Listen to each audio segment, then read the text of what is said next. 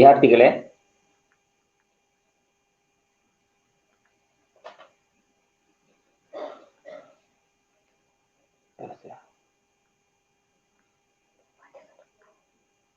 ಪ್ರೀತಿ ವಿದ್ಯಾರ್ಥಿಗಳೇ,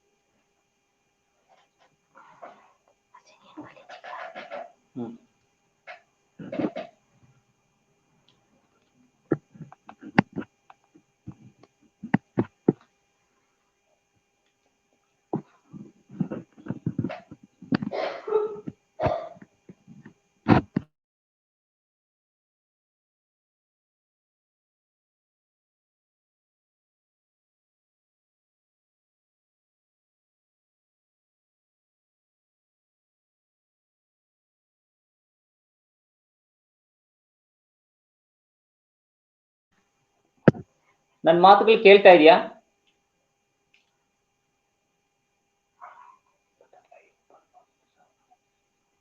hello,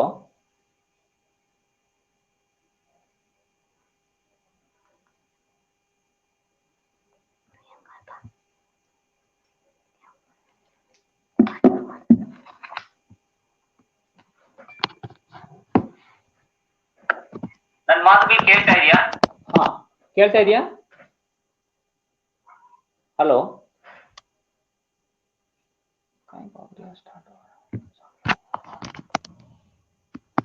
hello, hello,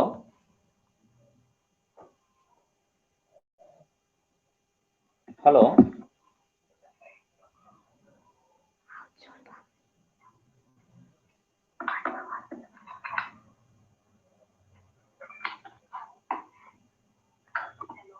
hello, ಹೇಳಿ.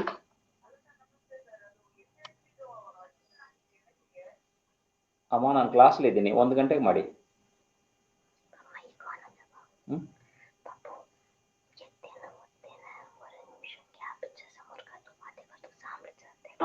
ಕೇಳ್ತಾ ಇದೆಯಾ?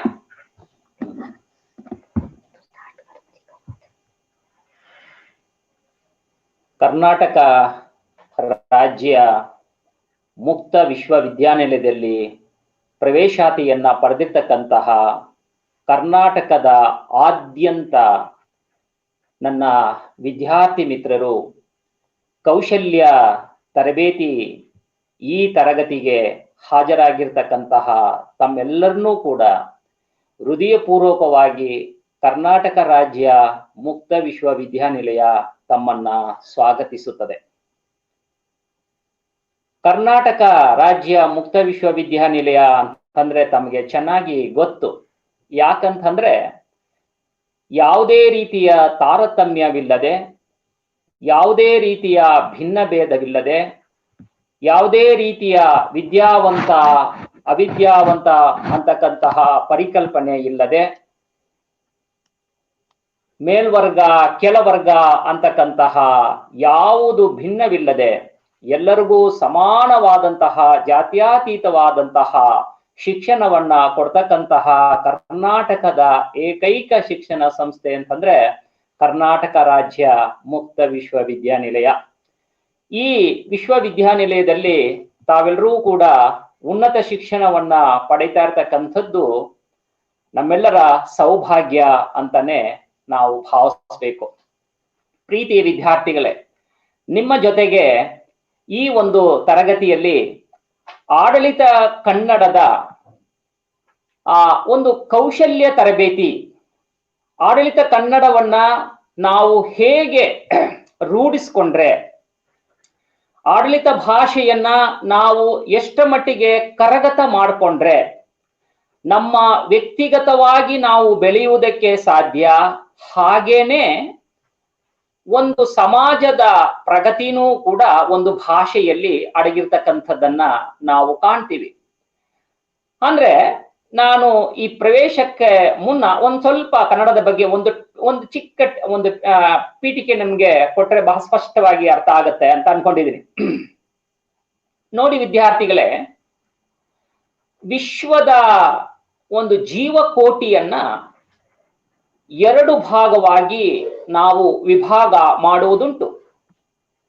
ಒಂದು ಸಸ್ಯ ಜಗತ್ತು ಅಂತ ನಾವು ಕರೆದರೆ, ಇನ್ನೊಂದನ್ನ ಪ್ರಾಣಿ ಜಗತ್ತು ಅಂತ ನಾವು ಅದನ್ನ ಕರೀಬಹುದು.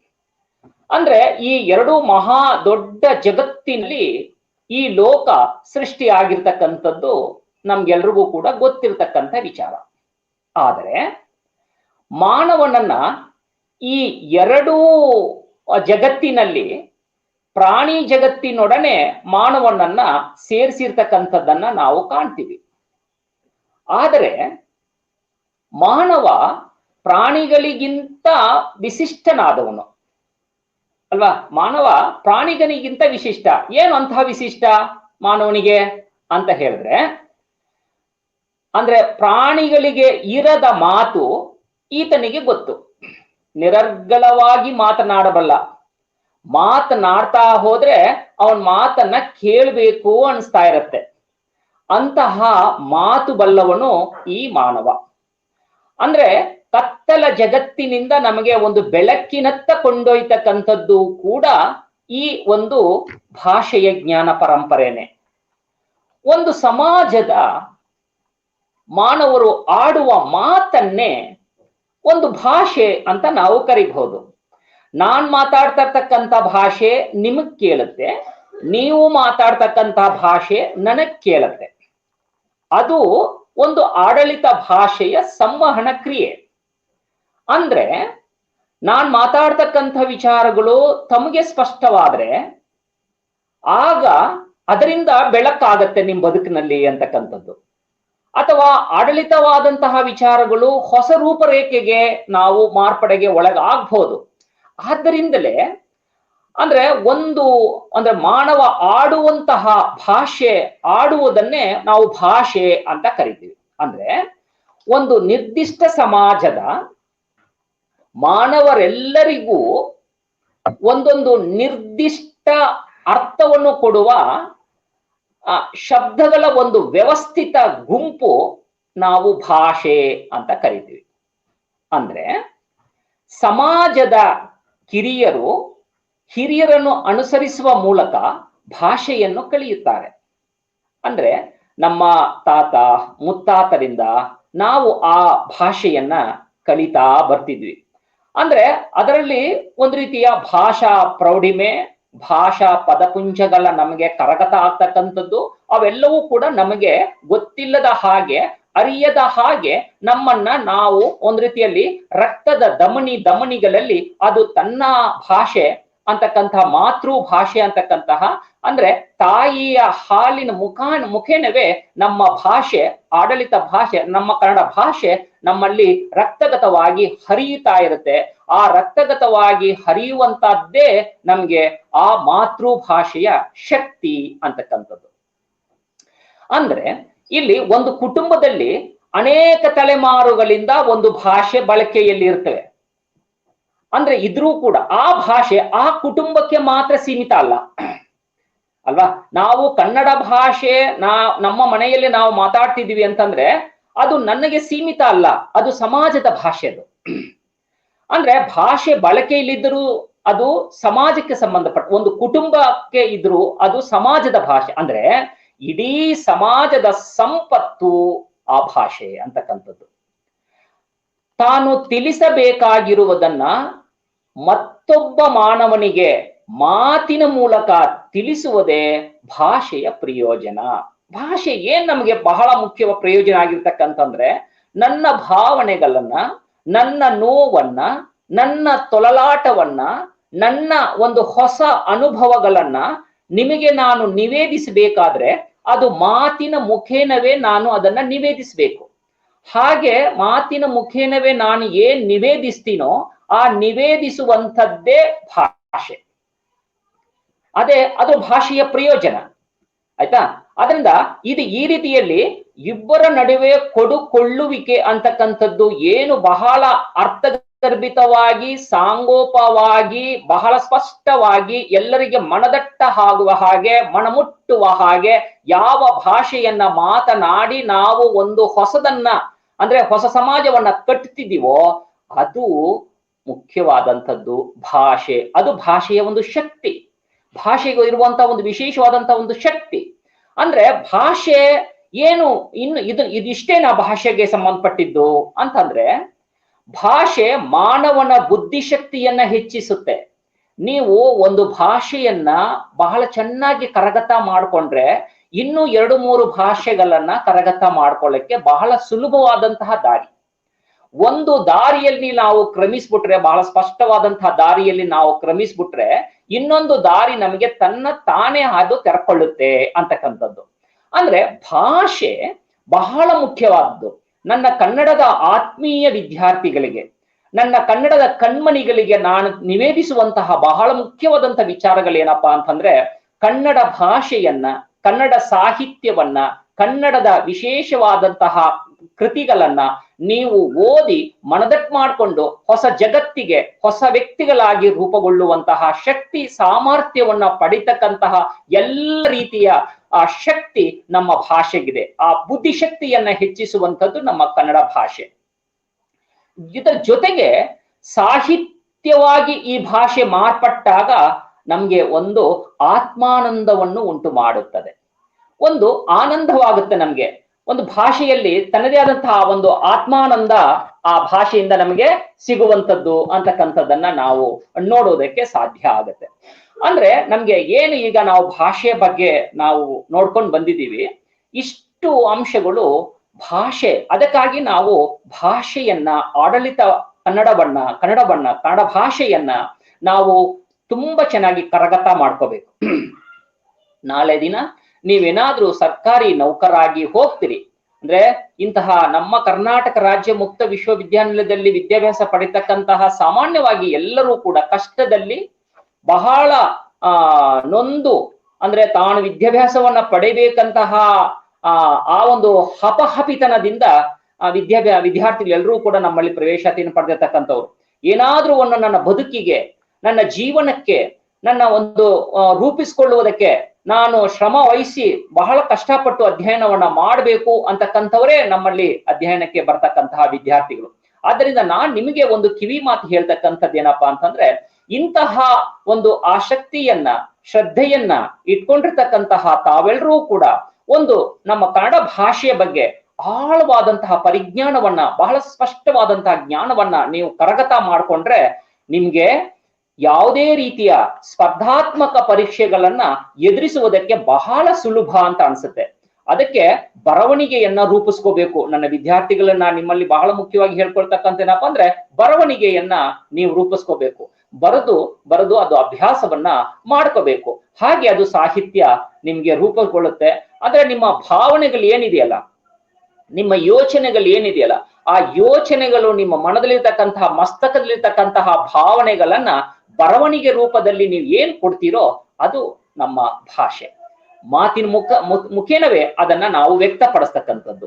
ಇದು ಬಹಳ ಮುಖ್ಯವಾದಂತಹ ಒಂದು ಭಾಷೆಯ ಒಂದು ಸ್ವರೂಪವನ್ನ ತಮ್ಮ ಮುಂದೆ ನಾನು ಕಟ್ಟಿರ್ತಕ್ಕಂಥ ಒಂದು ಮಾತು.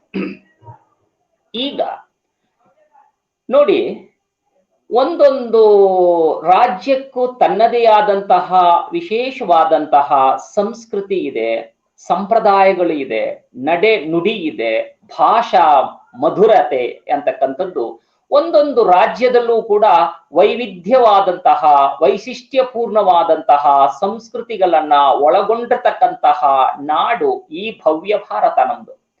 ಈ ಭಾರತದ, ನಮ್ಮ ಕುವೆಂಪು ಹೇಳ್ತಾರೆ, ತನುಜಾತೆ ನಮ್ಮ ಕನ್ನಡ. ಈ ಭಾರತಾಂಬೆಯ ತನುಜಾತೆಯಾಗಿರ್ತಕ್ಕಂಥದ್ದು ಈ ಕನ್ನಡ.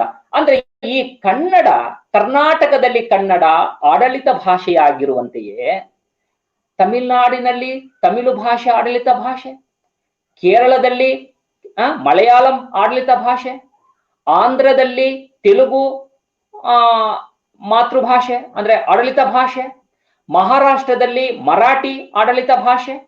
ಹೀಗೆ ಭಾರತದ ಪ್ರತಿಯೊಂದು ರಾಜ್ಯದಲ್ಲೂ ತಮ್ಮದೇ ಆದ ಆಡಳಿತ ಭಾಷೆಗಳು ಇರುವಂತದ್ದನ್ನ ನಾವು ಕಾಣ್ತೀವಿ. ಕರ್ನಾಟಕದ ಜನ ಹಲವು ಶತಮಾನಗಳಿಂದ ಕನ್ನಡವನ್ನೇ ಬಳಸಿದ್ದಾರೆ. ಅದರಲ್ಲಿಯೇ ಯೋಚಿಸಿದ್ದಾರೆ, ತಮ್ಮ ಭಾವನೆಗಳನ್ನ ಹಂಚಿಕೊಂಡಿದ್ದಾರೆ, ತಮ್ಮ ಅನುಭವಗಳನ್ನ ಕಿರಿಯರಿಗೆ ಹಂಚಿದ್ದಾರೆ. ಆ ಅನುಭವವನ್ನು ಪಡೆದಿರ್ತಕ್ಕಂಥವ್ರು ಎಲ್ಲರೂ ಕೂಡ ಬೆಳೆದಿದ್ದೇವೆ. ನಾವು ಇಂತಹ ಒಂದು ವೈಭೋವಿತವಾದಂತಹ ಕನ್ನಡ ನಾಡನ್ನ ಕಟ್ಟಿದೀವಿ ಅಂತಕ್ಕಂಥದ್ದು ಕೂಡ ಬಹಳ ಮುಖ್ಯವಾದಂತಹ ಅಂಶ. ಕರ್ನಾಟಕವನ್ನ ನಾವು ಅಂದ್ರೆ ಕನ್ನಡ ನಾಡು ಅಂತ ನಾವು ಕರಿತೀವಿ. ಕನ್ನಡ ಅಂತಕ್ಕಂತಹ ಶಬ್ದ ಕೇಳಿದ ತಕ್ಷಣವೇ ನಮಗೆ ಅದು ಭಾಷಾವಾಚಕವೂ ಕೂಡ ಹೌದು, ದೇಶವಾಚಕವೂ ಕೂಡ ಹೌದು. ಕನ್ನಡ ಅಂದ ತಕ್ಷಣ ನಮಗೆ ಕನ್ನಡ ನಾಡು ಅಂತ ನಮಗೆ ಥಟ್ಟನೆ ನೆನಪು ಬರುತ್ತೆ. ಕನ್ನಡ ಅಂದ ತಕ್ಷಣ ನಮ್ಮ ಭಾಷೆ ಅಂತಕ್ಕಂಥದ್ದು. ಯಾಕಂದ್ರೆ 2000 ವರ್ಷಗಳ ಇತಿಹಾಸವನ್ನ ಹೊಂದಿರತಕ್ಕಂತಹ ಶ್ರೀಮಂತ ಭಾಷೆ ನಮ್ಮ ಕನ್ನಡ ಅಂತಕ್ಕಂಥದ್ದು ನಮ್ಮ ಮನಸ್ಸಿಗೆ ಬರುತ್ತೆ ಅಲ್ವಾ ವಿದ್ಯಾರ್ಥಿಗಳೇ? ಅದರಿಂದ ಕನ್ನಡ ಅಂತ ತಕ್ಷಣ ಇದು ಬರೀ ಭಾಷೆಯಲ್ಲ, ಇದು ಶಕ್ತಿ ಕಣ ಅಂತ ಹೇಳ್ತಾರೆ ನಮ್ಮ ಕುವೆಂಪುರವರು.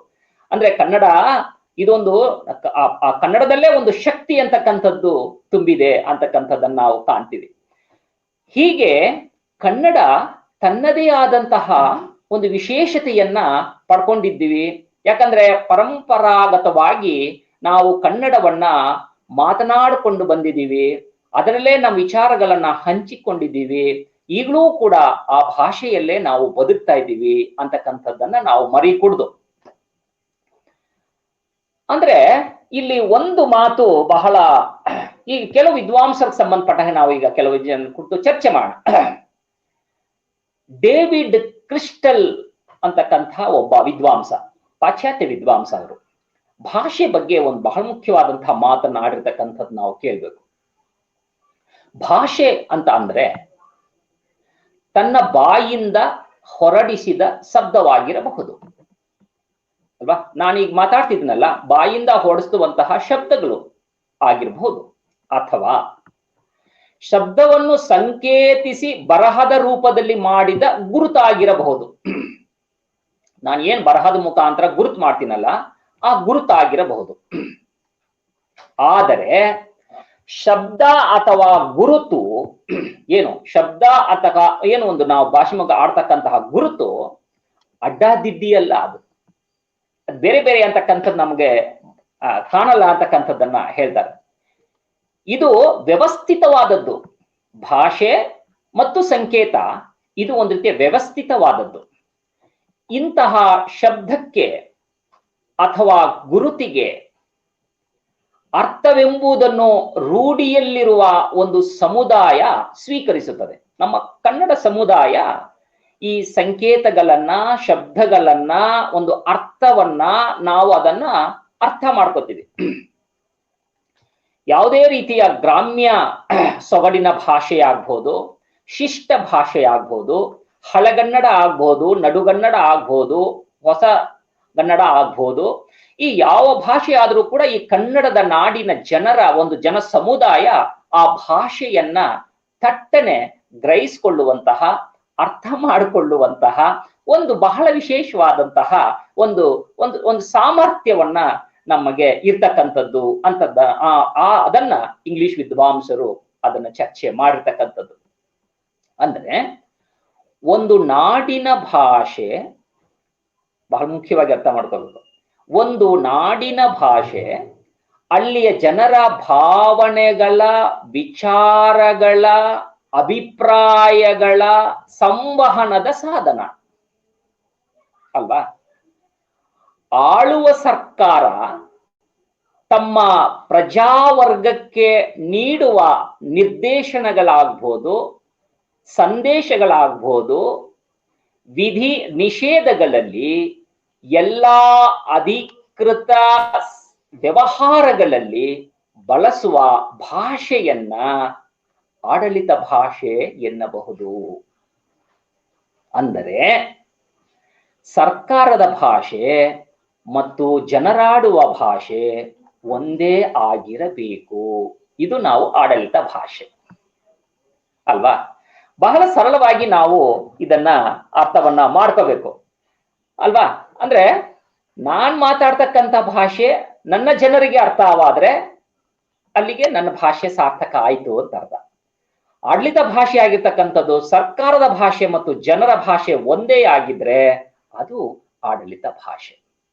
ಹಾಗಾದ್ರೆ ನಮ್ಮ ನಾಡಿನ ಒಂದು ಕನ್ನಡ ನಾಡು, ಈ ಕನ್ನಡ ಭಾಷೆ ಯಾವ ಕಾಲಘಟ್ಟದಿಂದ ಒಂದು ಹೊಸ ರೂಪಕ್ಕೆ ಬಂತು ಅಂತಕ್ಕಂಥದ್ರ ಬಗ್ಗೆ ಸ್ವಲ್ಪ ಒಂದು ಪಕ್ಷಿ ನೋಟವನ್ನ ಮಾಡಿ ಮುಂದೆ ಬರೋಣ ನಾವು. ನೋಡಿ ವಿದ್ಯಾರ್ಥಿಗಳೇ, ಭಾರತ ಭವ್ಯ ನಾಡು, ಅನೇಕತೆಯಲ್ಲಿ ಏಕತೆಯನ್ನ ಸಾರುವಂತಹ ನಮ್ಮ ಭವ್ಯ ನಾಡು ಭಾರತ. ಭಾರತೀಯ ಸಂಸ್ಕೃತಿಯನ್ನ ಪಾಶ್ಚಾತ್ಯರು ಕೊಂಡಾಡ್ತಾರೆ, ಭಾರತೀಯ ಆಚಾರ ವಿಚಾರಗಳನ್ನ ಪಾಶ್ಚಾತ್ಯರು ಅನುಸರಿಸ್ತಾರೆ.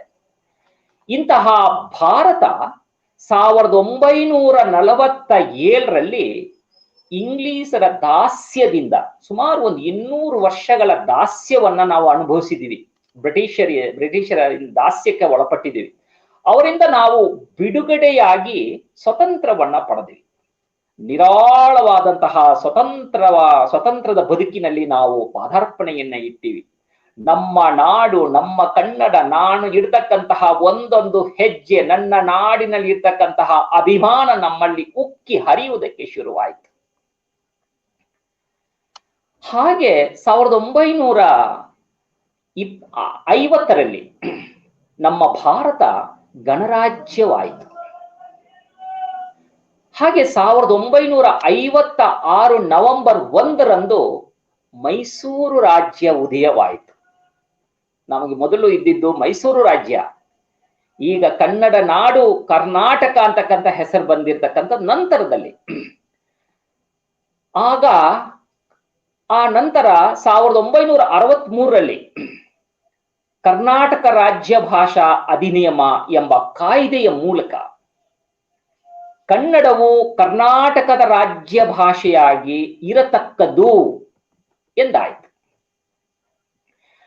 ಇದರಿಂದಾಗಿ ಆಡಳಿತದಲ್ಲಿ ಇಂಗ್ಲಿಷ್ ಭಾಷೆ ಅಲಂಕರಿಸಿದ ಏನು ಸ್ಥಾನಮಾನಗಳು ಇತ್ತೋ ಆ ಸ್ಥಾನಮಾನಕ್ಕೆ ಬದಲಾಗಿ ನಮ್ಮ ಕನ್ನಡ ನುಡಿ ಆ ಸ್ಥಾನವನ್ನ ಅಲಂಕರಿಸುವುದಕ್ಕೆ ಬಂತು.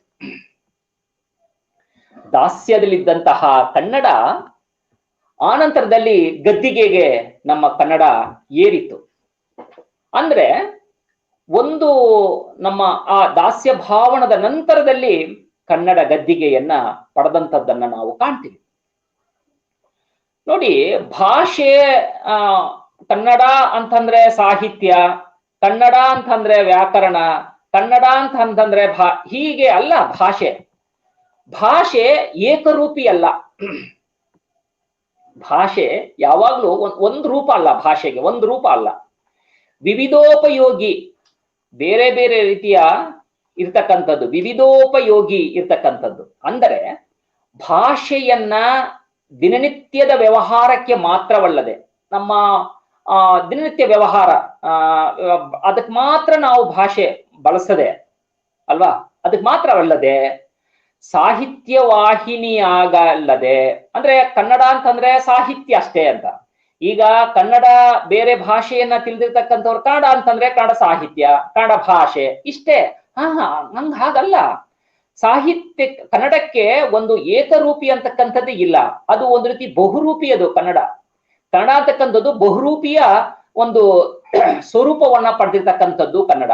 ಅಂದ್ರೆ ವಿಜ್ಞಾನ, ಶಾಸ್ತ್ರ ಮೊದಲಾದ ಎಲ್ಲಾ ವಿಷಯಗಳನ್ನು ಕನ್ನಡ ನಿರೂಪಿಸುವಂತಹ ಶಕ್ತಿ ಇದೆ.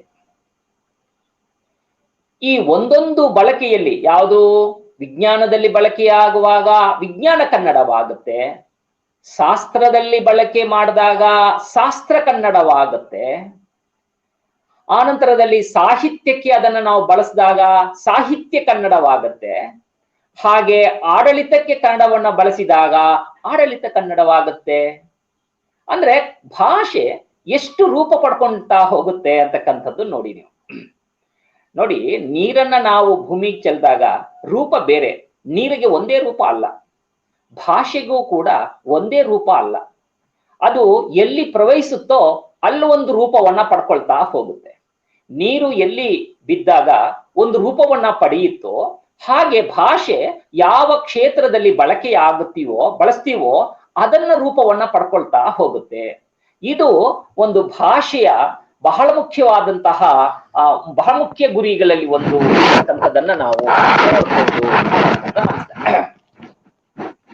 ಹೀಗೆ ಅನೇಕ ರೂಪವನ್ನ ಪಡೆದಿರ್ತಕ್ಕಂಥದ್ದು ನಮ್ಮ ಕನ್ನಡದ ಭಾಷೆ ಅಂತಕ್ಕಂಥದ್ದನ್ನ ಮೊದಲಿಗೆ ನಾವು ಈಗ ಅರ್ಥವನ್ನ ಮಾಡ್ಕೊಳ್ಳೋಣ. ಹಾಗಾದ್ರೆ ನಮ್ಮ ಭಾಷೆ ನೋಡಿ, ಕನ್ನಡ ಭಾಷೆ ನಾವು ಹೇಳ್ಕೊಂಡಿವಿ ಮನೆ ಭಾಷೆ ಅಂತಕ್ಕಂಥದ್ದು, ಅದು ನಮ್ಮ ಆಸ್ತಿ ಅಲ್ಲ, ಅದು ಸಮಾಜದ ಆಸ್ತಿ ಭಾಷೆ ಅಂತಕ್ಕಂಥದ್ದು. ಹಾಗಾದ್ರೆ ಇದಕ್ಕೆ ಒಂದು ಇತಿಹಾಸ ಅಂತಕ್ಕಂಥದ್ದು ಇರ್ಬೇಕಲ್ವಾ? ಇದು ಯಾವ ರಾಜ ಮಹಾರಾಜರ ಕಾಲಘಟ್ಟದಲ್ಲಿ ಕನ್ನಡ ಹೇಗ್ ಬೆಳೆದಿತ್ತು, ಹೇಗೆ ಆಡಳಿತ ಭಾಷೆಯಾಗಿತ್ತು, ಅವರ ವ್ಯವಹಾರಕ್ಕೆ ಹೇಗೆ ಸುಗಮವಾಗಿ ಆಡಳಿತ ಭಾಷೆಯಾಗಿ ಕನ್ನಡ ಬೆಳೆದಿತ್ತು ಅಂತಕ್ಕಂಥದ್ದನ್ನ ನಾವು ನೋಡ್ಕೊಂಡ್ರೆ ಅಂದ್ರೆ ಇತಿಹಾಸವನ್ನ ಮರೆತವನು ಇತಿಹಾಸವನ್ನ ಮರುಸೃಷ್ಟಿ ಮಾಡಲಾರ ಅಂತಕ್ಕಂಥದ್ದನ್ನ ಬಾಬಾ ಸಾಹೇಬ್ ಅಂಬೇಡ್ಕರ್ ಅವರು ಹೇಳ್ತಕ್ಕಂಥ ಮಾತು. ನಾವು ಕನ್ನಡಿಗರೆಲ್ಲರೂ ಕೂಡ ನಮ್ಮ ಇತಿಹಾಸವನ್ನ ನಾವು ಮರಿಕೂಡುದು. ನಮ್ಮ ಕನ್ನಡ ಭಾಷೆ ಬೆಳೆದು ಬಂದಿರತಕ್ಕಂತಹ ಇತಿಹಾಸವನ್ನ ನಾವು ಮರೆತರೆ ನಾವು ಮುಂದಿನ ಇತಿಹಾಸವನ್ನ ಕಟ್ಟುವುದಕ್ಕೆ ನಮ್ಮಿಂದ ಸಾಧ್ಯ ಆಗುವುದಿಲ್ಲ.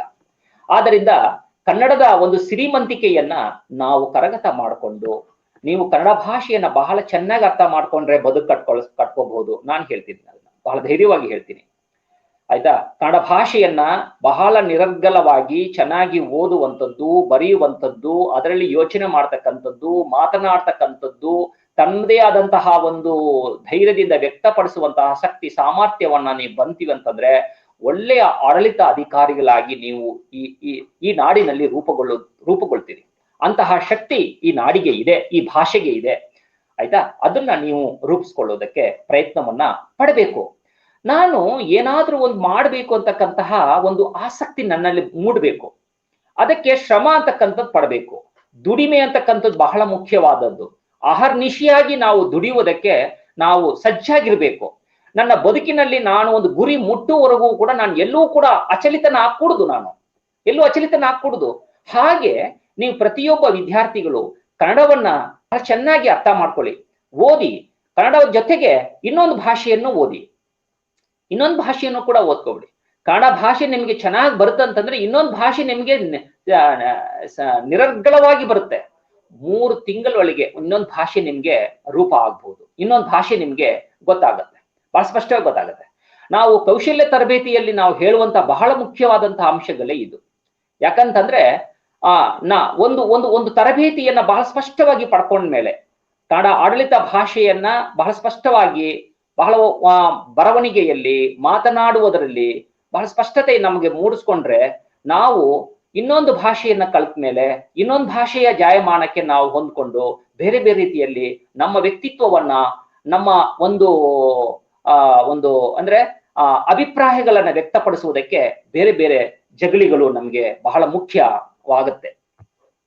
ಆದ್ರಿಂದ ಯಾವ ರಾಜರ ಕಾಲಘಟ್ಟಗಳಲ್ಲಿ ಆಡಳಿತ ಹೇಗ್ ಬೆಳೆದು ಬಂತು, ಹೇಗ್ ಬೆಳೆದು ಬಂತು ಅಂತಕ್ಕಂಥದ್ರ ಬಗ್ಗೆ ನಾವು ಒಂದ್ ಸ್ವಲ್ಪ ಯೋಚನೆ ಮಾಡ್ಕೊಂಡ್ರೆ ನಮ್ಗೆ ಒಂದ್ ಧೈರ್ಯ ಬರುತ್ತೆ ಅಂತಕ್ಕಂಥದ್ದನ್ನ ನಾನು ನಿಮ್ಗೆ ಹೇಳಕ್ ಇಷ್ಟಪಡ್ತೀನಿ. ವಿದ್ಯಾರ್ಥಿಗಳೇ, ಕರ್ನಾಟಕದಲ್ಲಿ ಕನ್ನಡ ಆಡಳಿತ ಭಾಷೆಯಾಗಿ ಯಾವಾಗ ಆರಂಭ ಆಯ್ತು ಎಂದು ನಾವು ನಿಖರವಾಗಿ ಹೇಳಕ್ ಬರಲ್ಲ. ಈ ಭೂಮಿಯಲ್ಲಿ ಮಾನವ ಯಾವಾಗ ಹುಟ್ಟುದ ಅಂತಕ್ಕಂಥದ್ದು ನಾವು ನಿಖರವಾಗಿ ಹೇಳಕ್ ಬರಲ್ಲ.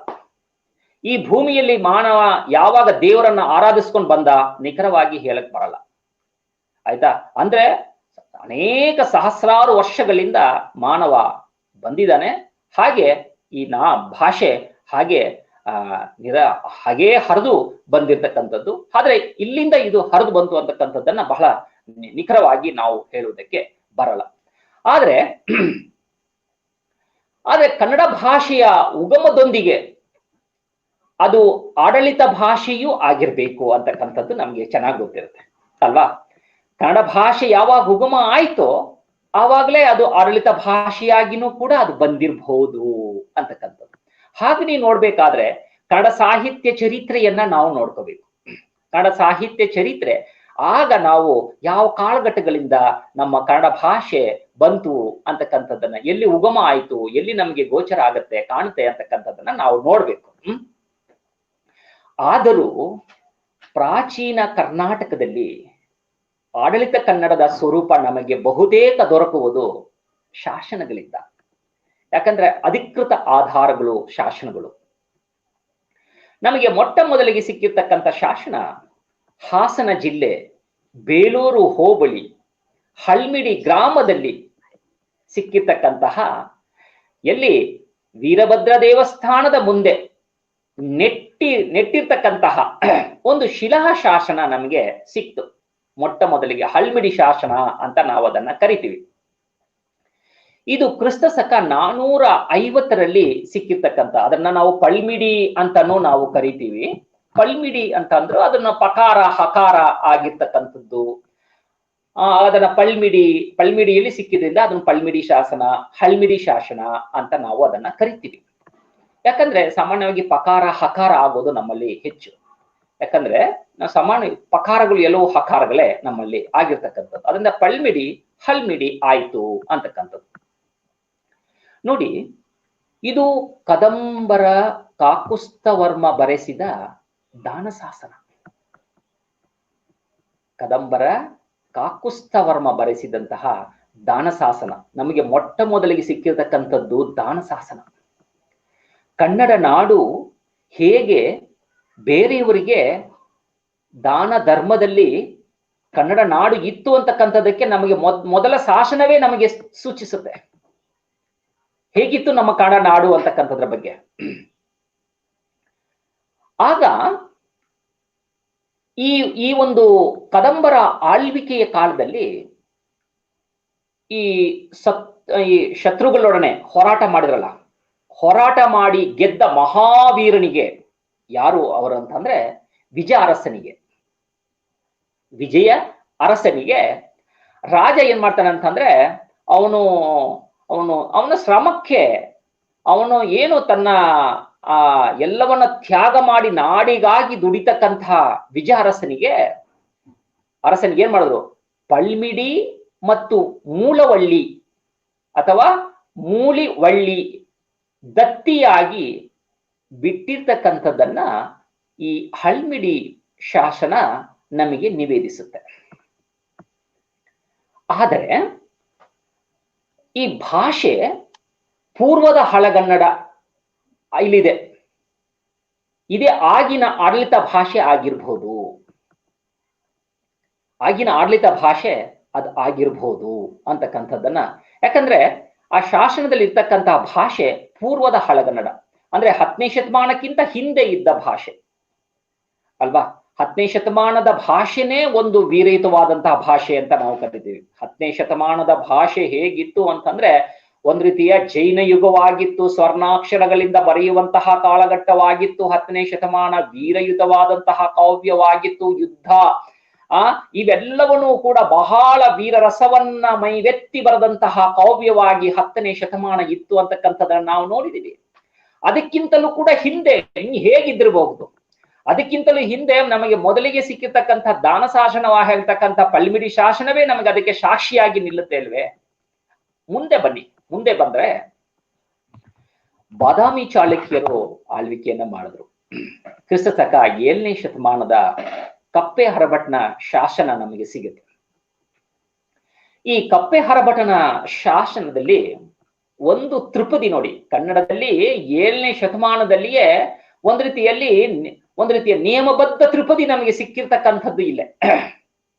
ಹಾಗಾದ್ರೆ ಈ ಎಲ್ಲ ದಾಖಲೆಗಳನ್ನ, ಆಧಾರಗಳನ್ನ ನಾವು ನೋಡಿದ್ರೆ ಕನ್ನಡ ಸಾಹಿತ್ಯಕ್ಕೆ 450 ನಾವು ಅಲ್ಲಿಂದ ನಾವು ಗುರುತಿಸ್ತೀವಿ ಅಂತಲ್ಲ, ಅದಕ್ಕಿಂತ ಹಿಂದೆನೆ ತುಂಬಾ ಸಾಹಿತ್ಯ ಕೃತಿಗಳು ರಚನೆ ಆಗಿರುವುದಕ್ಕೆ ಆಧಾರಗಳು ಇವೆ. ಆದ್ರೆ ಅವೆಲ್ಲವೂ ಕೂಡ ನಮ್ಗೆ ದಕ್ಕಿಲ್ಲ. ಅವು ಪ್ರವಾಹಕ್ಕೋ ಯಾವುದೋ ಒಂದು ಪ್ರಕೃತಿಯ ವಿಕೋಪಕ್ಕೋ ತುತ್ತಾಗಿ ಹೋಗಿರ್ಬಹುದು. ಅನರ್ಘ್ಯವಾದಂತಹ ಆಸ್ತಿ ಅಂದ್ರೆ ಸಾಹಿತ್ಯದ ರತ್ನಗಳು ನಮಗೆ ಮರೆಯಾಗಿ ಹೋಗಿರುವುದಕ್ಕೂ ಸಾಧ್ಯ ಇದೆ. ಆ ಶಾಸನದಲ್ಲಿ ಸಾಧುಗೆ ಸಾಧು, ಮಾಧುರ್ಯಂಗೆ ಮಾಧುರ್ಯಂ, ಸಾಧುಗೆ ಸಾಧು ಮಾಧುರ್ಯಂಗೆ ಮಾಧುರ್ಯಂ ಬಾದಿಪ ಕಳಿಗೆ ಕಲಿಯುಗ ವಿಪರೀತನ್ ಬಾದಿಪ ಕಳಿಗೆ ಕಲಿಯುಗ ವಿಪರೀತನ್ ಮಾಧವನೀತನ್ ಪೆರನಲ್ಲ ಮಾಧವನೀತನ್ ಪೆರನಲ್ಲ.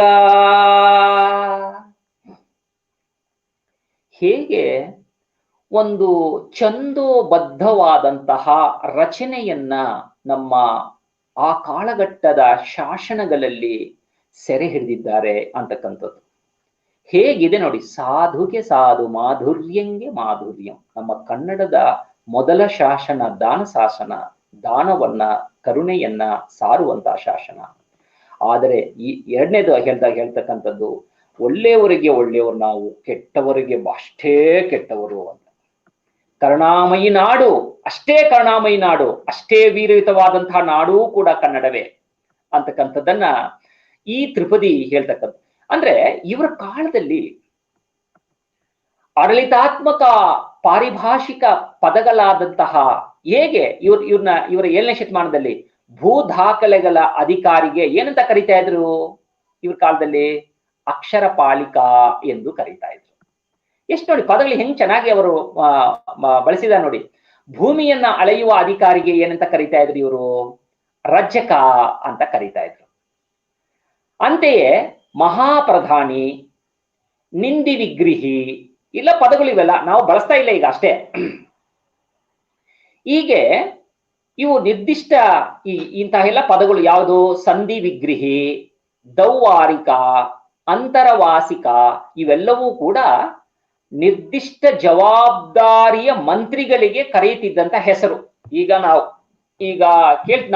ಕರಿತೀವಲ್ಲ, ಈಗ ಇಂತಹ ಶಿಕ್ಷಣ ಸಚಿವರು, ಆರೋಗ್ಯ ಸಚಿವರು, ಆಯ್ತಾ, ಹೀಗೆ ನಾವು ಹೆಂಗ್ ಕರಿತೀವೋ ಹಾಗೆ ಆಗ ಅವರಿಗೆ ಕರೆದಂತಹ ಹೆಸರುಗಳು ಆಡಳಿತವಾಗಿ ಕರೆದಿರ್ತಕ್ಕಂಥದ್ದನ್ನ ನಾವು ಕಾಣ್ತೀವಿ.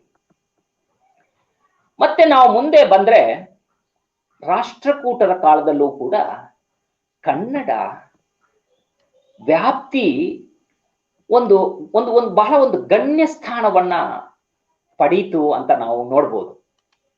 ಅಂದ್ರೆ ರಾಜ್ಯದ ಅತಿ ದೊಡ್ಡ ಭಾಗವನ್ನ ನಾವು ಎಂತ ಕರಿತಾ ಇದ್ವಿ ಆಗ ಅವರು, ಅಂದ್ರೆ ರಾಷ್ಟ್ರಕೂಟರ ಕಾಲದಲ್ಲಿ ಮಂಡಲ ಅಂತ ಕರಿತಾ ಇದ್ರು, ಮತ್ತು ರಾಷ್ಟ್ರ ಅಂತಾನು ಕರಿತಾರೆ. ನಾವು ಈಗಲೂ ಕರಿತೀವಿ, ರಾಷ್ಟ್ರ ಅಂತಾನು ಕರಿತೀವಿ. ಅದರ ವಿಭಾಗಗಳನ್ನ ವಿಷಯ ಎಂದು, ಗ್ರಾಮಗಳ ಒಕ್ಕೂಟಕ್ಕೆ ಭುಕ್ತಿ ನೋಡಿ, ಗ್ರಾಮಗಳ ಒಂದು ಒಕ್ಕೂಟಕ್ಕೆ, ಒಂದು ಸಮುದಾಯಕ್ಕೆ ಭುಕ್ತಿ ಎಂದು, ಎಷ್ಟು ಚೆನ್ನಾಗಿದೆ ನೋಡಿ ಪದ ಅದು. ಇದರ ಅಧಿಕಾರಿಗೆ ಭೋಗಪತಿ ಎಂದು ಅಲ್ವಾ, ಗ್ರಾಮದ ಆಡಳಿತ ನೋಡುವವರಿಗೆ ಗೌಡ ಅಥವಾ ಗೌಂಡರ್ ಎಂದು, ಬ್ರಾಹ್ಮಣರ ದೇವಾಲಯಕ್ಕಾಗಿ ಬಿಟ್ಟುಕೊಟ್ಟ ಭೂಮಿಯನ್ನು ದೇವಾದಾಯ, ಬ್ರಹ್ಮಾದಾಯ ಎಂದು ಕರೆಯುತ್ತಿದ್ದರು. ರಾಷ್ಟ್ರಕೂಟರಲ್ಲಿ ಕನ್ನಡ ಆಡಳಿತಾತ್ಮಕವಾಗಿ ಎಂತಹ ಒಂದು ಗಣ್ಯ ಸ್ಥಾನವನ್ನು ಪಡೆದಿತ್ತು ಅಂತಕ್ಕಂಥದ್ದಕ್ಕೆ ಇವೆಲ್ಲ ಪದಪುಂಜಗಳನ್ನ ನಾವು ನೋಡಿದಾಗ ನಮಗೆ ಮನದಟ್ಟಾಗತ್ತೆ. ಎಷ್ಟು ಅವರು ಆಡಳಿತಾತ್ಮಕವಾಗಿ ಕನ್ನಡವನ್ನ ಅವರು ಬಳಸ್ಕೊಂಡಿದ್ರು ಅಂತ, ಆ ಪದಗಳನ್ನ ಹೇಗೆ ಅವರು ಬಹಳ ಸ್ಪಷ್ಟವಾಗಿ ಅದನ್ನ ಬಳಸ್ಕೊಂಡ್ರು ಅಂತಕ್ಕಂಥದ್ದನ್ನ, ಮತ್ತೆ ಆ ಪದಗಳಲ್ಲೇ ಆ ಒಂದು ಸ್ವರೂಪವನ್ನ ಅದು ಕಟ್ಕೊಡುವಂಥದ್ದಿತ್ತು ಅಂತಕ್ಕಂಥದ್ದು. ಭುಕ್ತಿ, ಒಕ್ಕೂಟಕ್ಕೆ ಭುಕ್ತಿ ಅಂತ ಕರೆದಿದ್ದು, ಅದನ್ನ ನೋಡ್ಕೊಳ್ತಕ್ಕಂಥವ್ರು ಗೌಡ ಅಂತಕ್ಕಂತಹ, ಭೋಗಪತಿ ಅಂತ, ಎಷ್ಟು ಭುಕ್ತಿ ಭೋಗಪತಿ ಇದು ರಾಷ್ಟ್ರಕೂಟರಲ್ಲಿ ಆಡಳಿತಾತ್ಮಕವಾಗಿ ಪದಗಳನ್ನ ಬಳಕೆ ಮಾಡಿರೋದ್ರಲ್ಲಿ ಬಹಳ ಎತ್ತಿದ ಕೈಯನ್ನ ನಾವು ಕಾಣ್ತೀವಿ. ಅಂದ್ರೆ ಕನ್ನಡ ಬಹಳ ಉಚ್ಚಾಯ ಸ್ಥಿತಿಗೆ ಬಂದಿದ್ದ ಕಾಲಘಟ್ಟ ಅದು ಅಂತಕ್ಕಂಥದ್ದು. ಹೊಯ್ಸಳರು ನಾಡಿಗೆ ನೀಡಿದಂತಹ ಸಾಂಸ್ಕೃತಿಕ ಕೊಡುಗೆಗಳ ಜೊತೆಗೆ ಕನ್ನಡಕ್ಕೆ ಆಡಳಿತಾತ್ಮಕವಾದಂತಹ ಆಯಾಮವನ್ನೂ ಕೂಡ ಅವರು ಒದಗಿಸಿಕೊಟ್ರು. ಸಾಂಸ್ಕೃತಿಕ ಕೊಡುಗೆ ಬಹಳ ದೊಡ್ಡದು ಹೊಯ್ಸಳರದು, ಅದರ ಜೊತೆಗೆ ಆಡಳಿತಾತ್ಮಕವಾದಂತಹ ಒಂದು ಆಯಾಮವನ್ನ ಹಾಕೊಟ್ಟಂಥವರು ಕೂಡ ಹೊಯ್ಸಳರು. ಪ್ರಾಂತೀಯ ಸರ್ಕಾರದ ವ್ಯವಸ್ಥೆಗಾಗಿ ನೋಡಿ ಅವ್ರು ಹೆಂಗೆ ಪ್ರಾಂತೀಯ ಸರ್ಕಾರದ ವ್ಯವಸ್ಥೆಯನ್ನ ಏನು ಕರಿತಾ ಇದ್ರು ಅವರು? ಸಂಧಿ ವಿಗ್ರಹ ಎಂದು ಕರಿತಾ ಇದ್ರು. ನಾಡುಗಳ ಆಡಳಿತಕ್ಕಾಗಿ ನಾಡಪ್ರಭುಗಳು, ನಾವು ಹೀಗೆ ಕೆಂಪೇಗೌಡ ನಾಡಪ್ರಭು ಅಂತ ಕರಿತೀವಿ ನೋಡಿ ಅಲ್ವಾ? ನಾಡುಗಳ ಆಡಳಿತಕ್ಕಾಗಿ ನಾಡಪ್ರಭುಗಳನ್ನು ನೇಮಕ ಮಾಡುತ್ತಿದ್ದರು ಅಲ್ವಾ? ಅಂತೆಯೇ ಮತ್ತೇನ್ ಮಾಡ್ತಾರೆ ನೋಡಿ, ರಾಜನ ರಕ್ಷಣೆಗಾಗಿ ಗರುಡ ಪಡೆ ಇತ್ತು ನೋಡಿ. ಈಗ ಪ್ರಧಾನಿಯ ರಕ್ಷಣೆಗೆ ಅಥವಾ ಮಂತ್ರಿಗಳ ರಕ್ಷಣೆಗೆ ಪಡೆ ಇದೆ. ಹಾಗೆ ಆಗಿನ ಕಾಲದಲ್ಲಿ ರಾಜನ ರಕ್ಷಣೆಗೂ ಕೂಡ ಗರುಡ ಪಡೆ ಅಂತ ಇತ್ತು. ಜಯಲಲಿತಾ ಅವ್ರನ್ನ ನೋಡ್ಕೊಳ್ಳೋದಕ್ಕೆ ಬ್ಲಾಕ್ ಕ್ಯಾಟ್ಸ್ ಅಂತಾನೆ ಇತ್ತು. ಇವೆಲ್ಲ ನಾವು ನೋಡಿದಾಗ ಹೇಗ ಅನ್ಸುತ್ತೆ ಅಂತಂದ್ರೆ, ಇವೆಲ್ಲವೂ ಕೂಡ ನಮ್ಮ ಪರಂಪರೆಯಿಂದ ಬಂದಿರತಕ್ಕಂತಹ ಬಳುವಳಿಗಳು. ನಮ್ಗೆ ಒಂದು ಹೊಸ ಆಡಳಿತವಾದಂತಹ ಪರಂಪರೆಗೆ ಬಂದಿರತಕ್ಕಂತಹ ಒಂದು ಬಳುವಳಿ ನಮ್ಗೆ ಅಂತಕ್ಕಂಥದ್ದನ್ನ ನಾವು ನೋಡ್ಬೋದು. ಈಗ ವಿಜಯನಗರ ಸಾಮ್ರಾಜ್ಯವನ್ನ ವಿಜಯನಗರ ಸಾಮ್ರಾಜ್ಯದ ಬಗ್ಗೆ ತಮ್ಗೆಲ್ರೂ ಕೂಡ ಗೊತ್ತು. 16ನೇ ಶತಮಾನದಲ್ಲಿ ವಿಜಯನಗರ ಸಾಮ್ರಾಜ್ಯ ಬಹಳ ಸಿರಿಮಂತಿಕೆಯಿಂದ ಮೆರೆದಿದ್ದಂತಹ ನಾಡು ನಮ್ಮ ಕನ್ನಡ ನಾಡು ಅಲ್ವಾ? ವಿಜಯನಗರ ಸಾಮ್ರಾಜ್ಯದಲ್ಲಿ ಬೀದಿಗಳಲ್ಲಿ ಚಿನ್ನ, ಬೆಳ್ಳಿ, ರತ್ನ, ವಜ್ರ, ವೈಡೂರ್ಯಗಳನ್ನ ಹಾಗೆ ಮಾರ್ತಾ ಇದ್ರು, ಬಲ್ಲಗಳಲ್ಲಿ ಮಾರ್ತಾ ಇದ್ರು ಅಂತಕ್ಕಂಥದ್ದನ್ನ ನಾವೆಲ್ಲ ಇತಿಹಾಸ ಪುಟಗಳಲ್ಲಿ ಓದಿ ನಾವು ಬಹಳ ಖುಷಿ ಪಟ್ಟಿರ್ತಕ್ಕಂತಹ ಕಾಲಘಟ್ಟಗಳು ಕೂಡ ಉಂಟು. ಇಂತಹ ಒಂದು ವೈಭವೋಪೇತವಾದಂತಹ ನಾಡಿನಲ್ಲಿ ನಾವು ಬದುಕ್ತಾ ಇರ್ತಕ್ಕಂಥದ್ದೇ ಭಾಗ್ಯ ಅಂತಕ್ಕಂಥದ್ದು, ಗೊತ್ತಾಯ್ತಾ? ಅದನ್ನು ನೋಡಿಲಿ, ಈ ವಿಜಯನಗರ ಸಾಮ್ರಾಜ್ಯದ ಕಾಲದಲ್ಲೂ ಕೂಡ ನಾವು ನೋಡಿ ಕನ್ನಡವು ಆಡಳಿತ ಭಾಷೆಯಾಗಿ ಇತ್ತು, ಅದರಲ್ಲಿ ಎರಡು ಮಾತಿಲ್ಲ ಅಲ್ವಾ? ಅಂದ್ರೆ ರಾಜ್ಯಾಡಳಿತದಲ್ಲಿ ಎಂತ ಕರಿತಾ ಇದ್ರು ಅಂದ್ರೆ ಮಹಾಪ್ರಧಾನಿ ಅಂತ ಇತ್ತು, ಆಮೇಲೆ ದಳಾಧ್ಯಕ್ಷ ಅಂತಾನು ಕರಿತಾ ಇದ್ರು, ಸಾಮಂತಾಧಿಪತಿ ಅಂತ ಕರಿತಾ ಇದ್ರು, ರಾಜಭಂಡಾರಿ ಅಂತ ಇವರು ಕರೆದಿದ್ದು ಇವರ ಆಡಳಿತದಲ್ಲಿ ಇದೆ, ರಾಜಗುರುಗಳು ಕೂಡ ಇದ್ರು. ಆಮೇಲೆ ಹೀಗೆ ಅವರು ಆಮದಾದ ಸರಕುಗಳ ಮೇಲೆ ಸ್ಥಳಧಾಮ ಅಂತ ಕರೀತಾ ಇದ್ರು. ನಮಗೆ ಆಮದಾದಂತಹ ಸರಕುಗಳನ್ನ ಸ್ಥಳಧಾಮ ಅಂತ ಇವರು ವಿಜಯನಗರ ರಾಜರ ಕಾಲದಲ್ಲಿ ಕರೆದಿದ್ದ ಹೆಸರುಗಳು. ರಫ್ತು ಸರಕಿಗೆ ಮಾಮೂಲು ಧಾಮ ಅಂತ ಕರೀತಾ ಇದ್ರು. ಇವೆಲ್ಲ ಪದಗಳನ್ನ ನಾವೆಲ್ಲ ಮರ್ತೇ ಬಿಟ್ಟಿವಿ. ಹೇಗೆ ಇಂತಹ ಪದಗಳನ್ನೆಲ್ಲ ಕೂಡ ನಾವು ಟಂಕಿಸಿದೀವಿ ಅಂತಕ್ಕಂಥದ್ದು. ರಾಜ್ಯದಲ್ಲಿ ಹಾದು ಹೋಗುವ ವ್ಯಾಪಾರಿ ಸರಕಿಗೆ ಮಾರ್ಗಧಾಮವೆಂದು, ಚಿನ್ನದ ನಾಣ್ಯಕ್ಕೆ ಗದ್ಯಾನ ವರಹ ಎಂದು, ತಾಮ್ರದ ನಾಣ್ಯಗಳಾದಂತಹ ಅದಕ್ಕೆ ನಾವು ಅರ್ಧ ವರಹ, ಕಾಲು ವರಹ, ಪಣ, ಹಾಗ, ಕಾಸು ಮೊದಲಾದವನ್ನ ನಾವು ಕರೆದಿದ್ದು ಕೂಡ ಅವರ ಆಡಳಿತದಲ್ಲಿ ಬಳಸಿರ್ತಕ್ಕಂಥದ್ದನ್ನ ನಾವು ಕಾಣ್ತೀವಿ. ಅಂದ್ರೆ ವಿಜಯನಗರ ಸಾಮ್ರಾಜ್ಯದಲ್ಲಿ ಒಂದು ಭಾಷೆಯಲ್ಲೂ ಕೂಡ ಅಂತಹ ಒಂದು ವೈವಿಧ್ಯತೆ ಇರ್ತಕ್ಕಂಥದ್ದು ನಾವು ಕಾಣ್ತೀವಿ. ಆಡಳಿತದ ಅನುಕೂಲಕ್ಕಾಗಿ ಸಾಮ್ರಾಜ್ಯವನ್ನ ರಾಜ್ಯ ಅಂತ ಇವ್ರು ಮಾಡ್ಕೊಂಡ್ರು, ಸೀಮೆ ಹೋಬಳಿಗಳನ್ನಾಗಿ ವಿಭಾಗಿಸಿದ್ರು. ಎಷ್ಟು ನೋಡಿ, ಇದರಲ್ಲಿ ರಾಜ್ಯ ಮತ್ತು ಸೀಮೆಗಳ ಆಡಳಿತವನ್ನ ರಾಜಮನೆತನದವರು ನಡೆಸುತ್ತಿದ್ರು ಅಂತಕ್ಕಂಥದ್ದನ್ನ, ಅವರನ್ನು ಒಡೆಯರು ಎಂದು ಕರೀತಿದ್ವಿ ಅಂತಕ್ಕಂಥದ್ದು, ಇವೆಲ್ಲವೂ ಕೂಡ ನಮಗೆ ಗೊತ್ತಾಗುತ್ತೆ. ಅಧಿಕಾರಿಯಾಗಿದ್ದರೆ ಅವರನ್ನು ದಂಡನಾಯಕನೆಂದು, ಸಣ್ಣ ಪುಟ್ಟ ವಿಭಾಗಗಳಿಗೆ ಪಾಳೆಗಾರನೆಂದು, ವಣಿಕರ ಕೂಟದ ಮುಖ್ಯಸ್ಥನನ್ನು ಪಟ್ಟಣ ಶೆಟ್ಟಿ ಎಂದು ಇವರು ವಿಜಯನಗರದಲ್ಲಿ ಕಾಲದಲ್ಲಿ ಕರೆದಿದ್ದಂಥದ್ದನ್ನು ನಾವು ಕಾಣ್ತೀವಿ. ವಿಜಯನಗರ ಸಾಮ್ರಾಜ್ಯ ಪತನ ಆದ ನಂತರ ಕರ್ನಾಟಕದಲ್ಲಿ ಆದಿಲ್ ಶಾಹಿ ಸುಲ್ತಾನರು, ಬಹುಮನಿ ಸುಲ್ತಾನರು ಮತ್ತು ಮರಾಠರ ಆಳ್ವಿಕೆಗೆ ಕನ್ನಡ ನಾಡು ಒಳಪಟ್ಟಿತ್ತು. ಅಂದ್ರೆ ಇವರ ಕಾಲದಲ್ಲಿ ಕನ್ನಡದ ಜೊತೆಗೆ ಪರ್ಷಿಯನ್ ಭಾಷೆ ಬಳಕೆಯಾಯಿತು, ಮರಾಠಿ ಭಾಷೆಗಳು ಆಡಳಿತದಲ್ಲಿ ಬಳಕೆಯಾಗಿದ್ದನ್ನು ನಾವು ಕಾಣ್ತೀವಿ. ಯಾವ ಭಾಷೆಯ ಸಂಪರ್ಕ ನಾವು ಒಳಗಾಗಿರ್ತೀವೋ ಆ ಭಾಷೆಗಳು ನಮ್ಮ ಭಾಷೆ ಒಳಗಡೆ ಬೆರ್ತ್ ಹೋಗಿರುತ್ತೆ ಅಂತಕ್ಕಂಥದ್ದು. ನೋಡಿ, ನಾವು ಯಾವುದೋ ಬೇರೆಯವರ ಭಾಷೆಯವರ ಜೊತೆಗೆ ಮಾತಾಡ್ತಾ ಇರುವಾಗ ಅವರ ಭಾಷೆ ನಮ್ಗೆ ಗೊತ್ತಿಲ್ಲದ ಹಾಗೆ ನಮ್ಮ ಭಾಷೆ ಜೊತೆಗೆ ನಾವು ಬೆರಕೆ ಆಗಿರುತ್ತೆ. ಹಾಗೇನೆ ಮರಾಠಿ, ಆದಿಲ್ ಶಾಹಿ ಮತ್ತು ಬಹುಮನಿಯವರ ಆಡಳಿತದ ಭಾಷೆಗಳು ನಮ್ಮ ಭಾಷೆಗಳ ಜೊತೆಗೆ ಸೇರ್ಕೊಂಡಿರ್ತಕ್ಕಂಥದ್ದು ನಾವು ಕಾಣ್ತೀವಿ. ಆಗ ಈ ಒಂದು ಪ್ರಕ್ರಿಯೆ ಒಂದು ಮಿಶ್ರ ಭಾಷೆಯ ಉಗಮಕ್ಕೆ ಕಾರಣವಾಯಿತು ಅಲ್ವಾ. ನಮ್ಮ ಕನ್ನಡ ಭಾಷೆ ಇದ್ದಿದ್ದು ಅದರ ಜೊತೆ ಬೇರೆ ಬೇರೆ ಭಾಷೆಗಳೆಲ್ಲ ಬೆರಕೆ ಆಯ್ತು. ಅಂದ್ರೆ ಪಾರಸಿ, ಅರಬ್ಬಿ ಬಂತು, ಮರಾಠಿ ಬಂತು, ಇವೆಲ್ಲವೂ ಕೂಡ ಕನ್ನಡದಲ್ಲಿ ಬೆರೆತು ಏನಾಯ್ತು ಅಂತಂದ್ರೆ ರೇಖಾ ಅಂತಕ್ಕಂಥ ಒಂದು ಭಾಷೆ ಅಸ್ತಿತ್ವಕ್ಕೆ ಬಂತು ಅಂತ ಅಲ್ವಾ. ಹೊಸ್ತ ಅಲ್ವಾ ನಿಮ್ ಕೆಳಕಿದು? ಒಂದು ರೇಖಾ ಅಂತಕ್ಕಂಥ ಒಂದು ಭಾಷೆ ಬಂತು. ಇದೇ ಮುಂದೆ ಉರ್ದು ಭಾಷೆ ಆಯ್ತು ಅಂತಕ್ಕಂಥ. ಅಂದ್ರೆ ಎಲ್ಲಾ ಭಾಷೆಗಳ ಕಿಚಡಿ ಉರ್ದು ಭಾಷೆ ಅಂತ. ಯಾಕಂದ್ರೆ ಸಾಮಾನ್ಯವಾಗಿ ಭಾಷೆ ಬೆಳಿಬೇಕು ಅಂತಂದ್ರೆ ಎಲ್ಲಾ ಭಾಷೆಗಳ ಪ್ರಭಾವ ಪ್ರೇರಣೆಗೆ ಒಳಗಾಗ್ಬೇಕು. ಆಗ ನಾವೊಂದು ಶ್ರೀಮಂತವಾದಂತಹ ಸಮಾಜವನ್ನ ಕಟ್ಟುವುದಕ್ಕೆ ಸಾಧ್ಯ, ಶ್ರೀಮಂತವಾದಂತಹ ಸಾಹಿತ್ಯವನ್ನ ಕಟ್ಟುವುದಕ್ಕೆ ಸಾಧ್ಯ ಅಂತಕ್ಕಂಥದ್ದನ್ನ ನಾವು ಮನಸ್ಸಲ್ಲಿ ಒಂದ್ ಕಡೆ ಇಟ್ಕೋಬೇಕು. ಆಯ್ತಾ?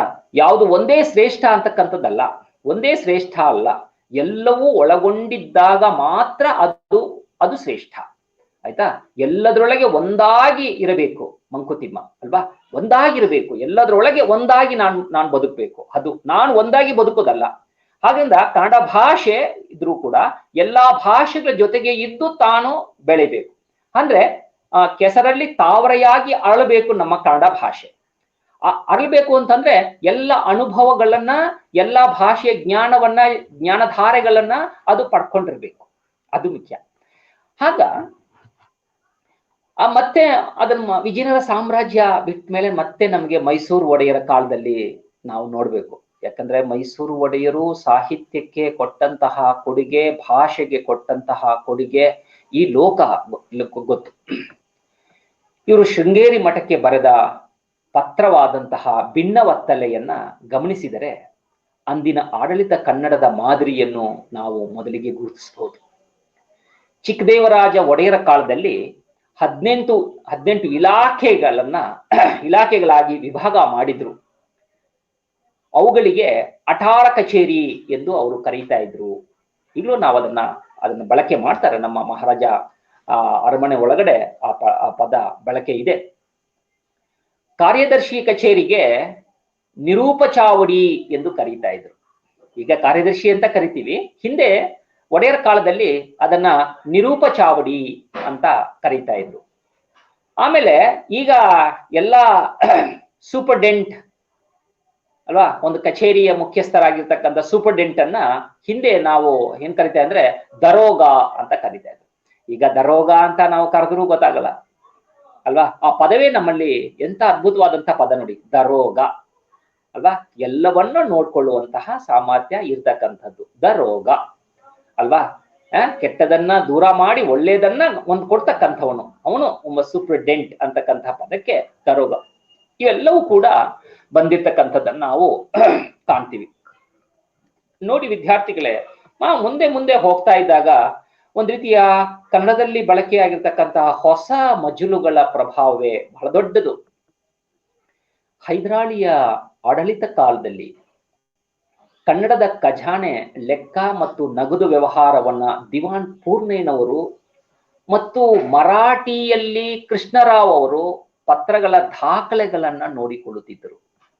ನೋಡಿ, ಆಗ ಬಹುಭಾಷಾ ವಿಶಾರದರು ಎಷ್ಟು ಜನ ಒಂದು ಆಡಳಿತದಲ್ಲಿ ಇರ್ತಾ ಇದ್ರು ಅಂತಕ್ಕಂಥದ್ದು. ಭಾಷೆಯನ್ನ ಬಲ್ಲಂತವರು, ಬೇರೆ ಬೇರೆ ಭಾಷೆಯನ್ನ ಗೊತ್ತಿರ್ತಕ್ಕಂಥವರು ಆ ಕಾಲದಲ್ಲಿ ಇದ್ರು. ದಿವಾನ್ ಪೂರ್ಣಯ್ಯನವರು ಮತ್ತು ಯಾರು ಕೃಷ್ಣರಾವ್ ಅವರು, ಇವು ಬೇರೆ ಬೇರೆ ಭಾಷೆಗಳ ವಿದ್ವಾಂಸರು ಇದ್ರು ಅಂತಕ್ಕಂಥದ್ದನ್ನ ನಮಗೆ ಗೊತ್ತಾಗುತ್ತೆ. ಟಿಪ್ಪುವಿನ ಕಾಲದಲ್ಲಿ ತರಫ್ದಾರರು ಕನ್ನಡದಲ್ಲಿ ಕಂದಾಯ ವಿವರ ಲೆಕ್ಕಗಳನ್ನು ಇಡುತ್ತಿದ್ದರು. ನೋಡಿ, ತರಫ್ದಾರರು, ಅವನು ತರಫ್ದಾರರು ಅಂತ ಕರಿತೀವಿ. ಆಮೇಲೆ ಅವರ ಆಡಳಿತದಲ್ಲೇ ರುಸುಮ್ ಅಂತ ಅಹವಾಳು ಪದ ಬಳಸ್ತೀವಿ ನಾವು. ಈ ವಿಚಾರವನ್ನ ತಮ್ಮ ಅಹವಾಳಿಗೆ ತರ್ತಾ ಇದೀವಿ ನಿಮ್ಮ ಗಮನಕ್ಕೆ. ಕಾವಂದರು, ಜನಾಬರು ಮೊದಲಾದಂತಹ ಪದಗಳು ಆಡಳಿತ ಕನ್ನಡಕ್ಕೆ ಸೇರುತ್ತದೆ.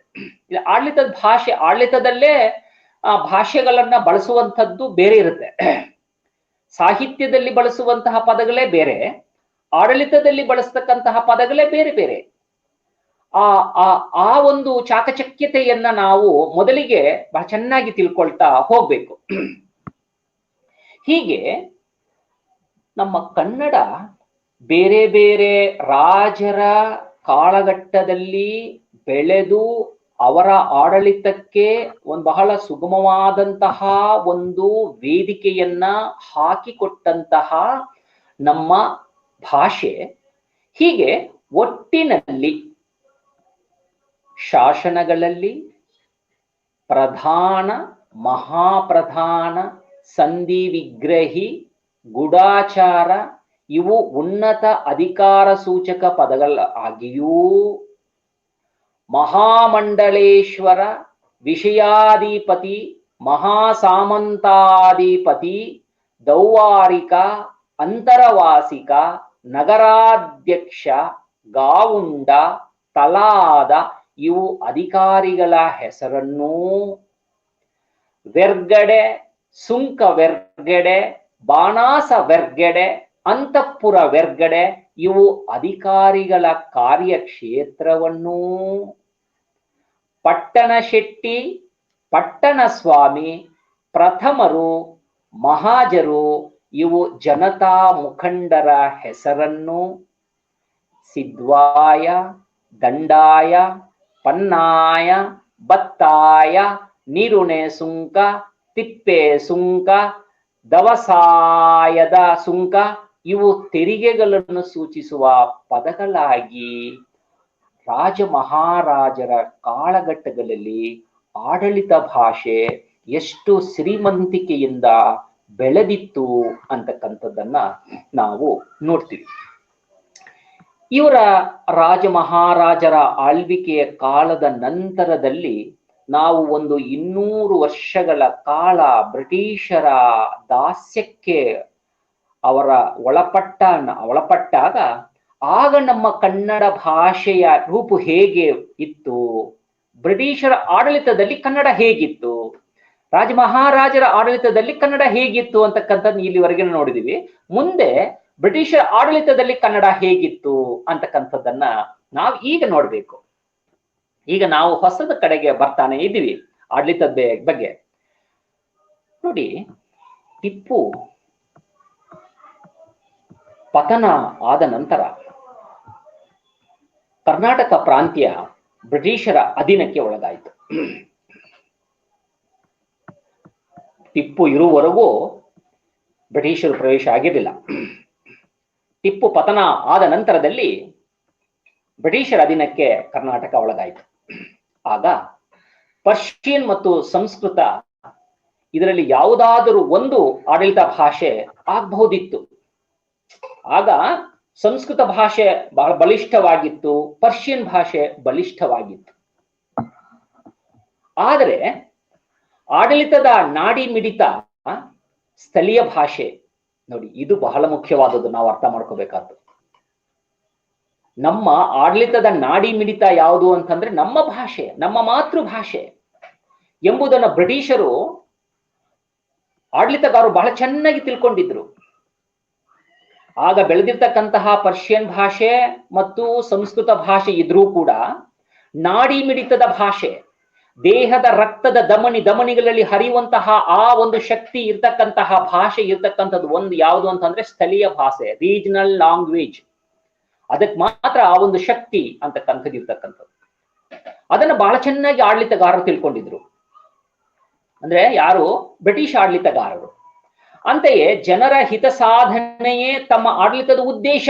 ಅದು ಮುಖ್ಯ. ಆಡಳಿತಗಾರನಿಗೆ ಇರಬೇಕಾದಂತಹ ಬಹಳ ಮುಖ್ಯವಾದಂತಹ ಉದ್ದೇಶ ಏನಪ್ಪಾ ಅಂದ್ರೆ, ನಾನು ಈ ಗಾದಿಯ ಮೇಲೆ ಕೂತಿದ್ದಾಗ 4-6 ಜನರಿಗೆ ಸಹಾಯ ಆಗುವಂತಹ ಒಳ್ಳೆಯ ಕೆಲಸಗಳನ್ನ ನಾನು ಮಾಡಬೇಕು ಅಂತಕ್ಕಂಥದ್ದೇ ಅದಕ್ಕೆ ಒಂದು ಅರ್ಥ.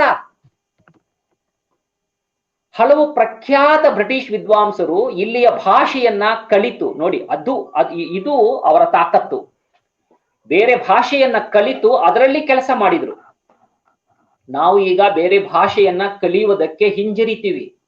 ಅಯ್ಯೋ ಬಹಳ ಕಷ್ಟ, ಅದು ಕಡು ಕಷ್ಟ ಅದು ಓದುದು ಅಂತಕ್ಕಂಥ ರೀತಿಯಲ್ಲಿ ನಾವು ಭಯ ಪಡ್ತೀವಿ, ಭೀತಿಗೊಳಗಾಗ್ತೀವಿ.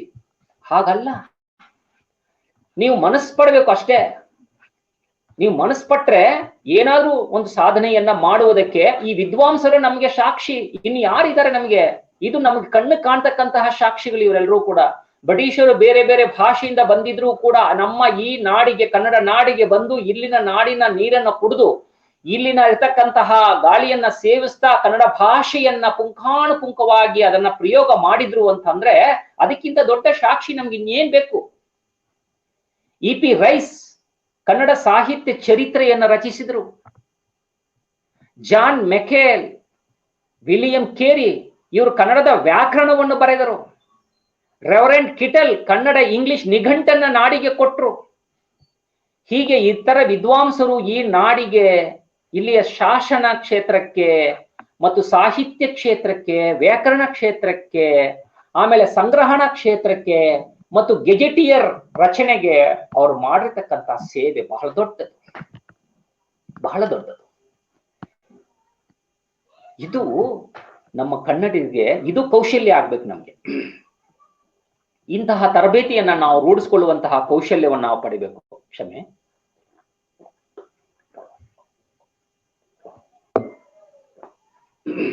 ಇದು ನಾವು ಆಡಳಿತ ಕನ್ನಡದಿಂದ ನಾವು ತಿಳಿಯಬೇಕಾದಂತಹ ಬಹಳ ಮುಖ್ಯವಾದಂತಹ ಅಂಶಗಳು. ಇದನ್ನ ನಾವು ಏನ್ ಮಾಡ್ತೀವಿ ಅಂತಂದ್ರೆ, ಆ ಭಾಷೆ ಆಡಳಿತದಲ್ಲಿ ಸ್ಪಷ್ಟವಾಗಿ ಬೆಳಿಬೇಕು ಅಂತಂದ್ರೆ ನಮಗೆ ಬೇರೆ ಭಾಷೆಗಳ ಆ ತಿಳಿಯುವಂತಹ ತಾಕತ್ತು ನಾವು ರೂಢಿಸ್ಕೊಕೊಳ್ಳೋದು ಬಹಳ ಮುಖ್ಯ. ಹಾಗೆ ಕರ್ನಾಟಕದಲ್ಲಿ ಕನ್ನಡವನ್ನು ಆಡಳಿತ ಭಾಷೆಯಾಗಿ ಬಳಸುವುದಕ್ಕೆ ಪ್ರಮುಖ ಕಾರಣಕರ್ತರಾದವರು ಬಹಳ ಮುಖ್ಯವಾಗಿ ನಾವು ನೆನೆಸ್ಕೋಬೇಕಾದಂಥದ್ದು ಥಾಮಸ್ ಮುನ್ರೋ, ಮತ್ತೆ ಜಾನ್ ಮೆಕೆರೆಲ್, ಮತ್ತೊಬ್ಬರು ಮಾರ್ಕ್ ಕಬ್ಬನ್, ಇನ್ನೊಬ್ಬರು ವಾಲ್ಟರ್ ಎಲಿಯಟ್ ಮುಂತಾದವರನ್ನು ನಾವು ನೆನಪಿಟ್ಕೋಬೇಕು. ಯಾವಾಗ ಅವರು ಸ್ಥಳೀಯ ಭಾಷೆಯಲ್ಲಿ ಶಕ್ತಿ ಇದೆ ಅಂತಕ್ಕಂಥದ್ದನ್ನ ಮಾತು ಹೇಳಿದ್ದು ನಾವು ಬಹಳ ಮುಖ್ಯ. ಇವರಲ್ಲಿ ಥಾಮಸ್ ಮುನ್ರೋ ಮದ್ರಾಸ್ನ ಗವರ್ನರ್ ಜನರಲ್ ಆಗಿ ಇರ್ತಾರೆ. ಥಾಮಸ್ ಮುನ್ರೋ ಅವರು ಅಲ್ಲಿ ಗವರ್ನರ್ ಜನರಲ್ ಆಗಿ ಅವರು ಕೆಲಸವನ್ನು ಮಾಡ್ತಾ ಇರ್ತಾರೆ. ಆ ನಂತರದಲ್ಲಿ ಅವರು ಬಳ್ಳಾರಿ ಮತ್ತು ಮಂಗಳೂರಿನಲ್ಲಿ, ನಮ್ಮ ಕರ್ನಾಟಕದ ಬಳ್ಳಾರಿ ಮತ್ತು ಮಂಗಳೂರಿನಲ್ಲಿ ಅಧಿಕಾರಿಯಾಗಿ ಕೆಲಸ ಮಾಡ್ತಕ್ಕಂತಹ ಒಂದು ಸದಾವಕಾಶ ಅವರಿಗೆ ಸಿಗುತ್ತೆ.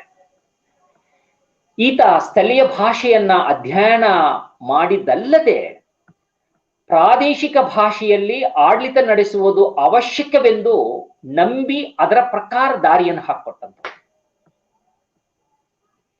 ಇಂಥವ್ರು ನಾವು ಮರಿಬೇಕೆ ಕೂಡುದು. ಅಂತೆಯೇ ನ್ಯಾಯಾಲಯದ ಭಾಷೆ ಜನರ ಭಾಷೆ ಆಗಿರದಿದ್ದರೆ, ನಮ್ಗೆ ಇನ್ನೂ ಕೂಡ ಆಗಿಲ್ಲ,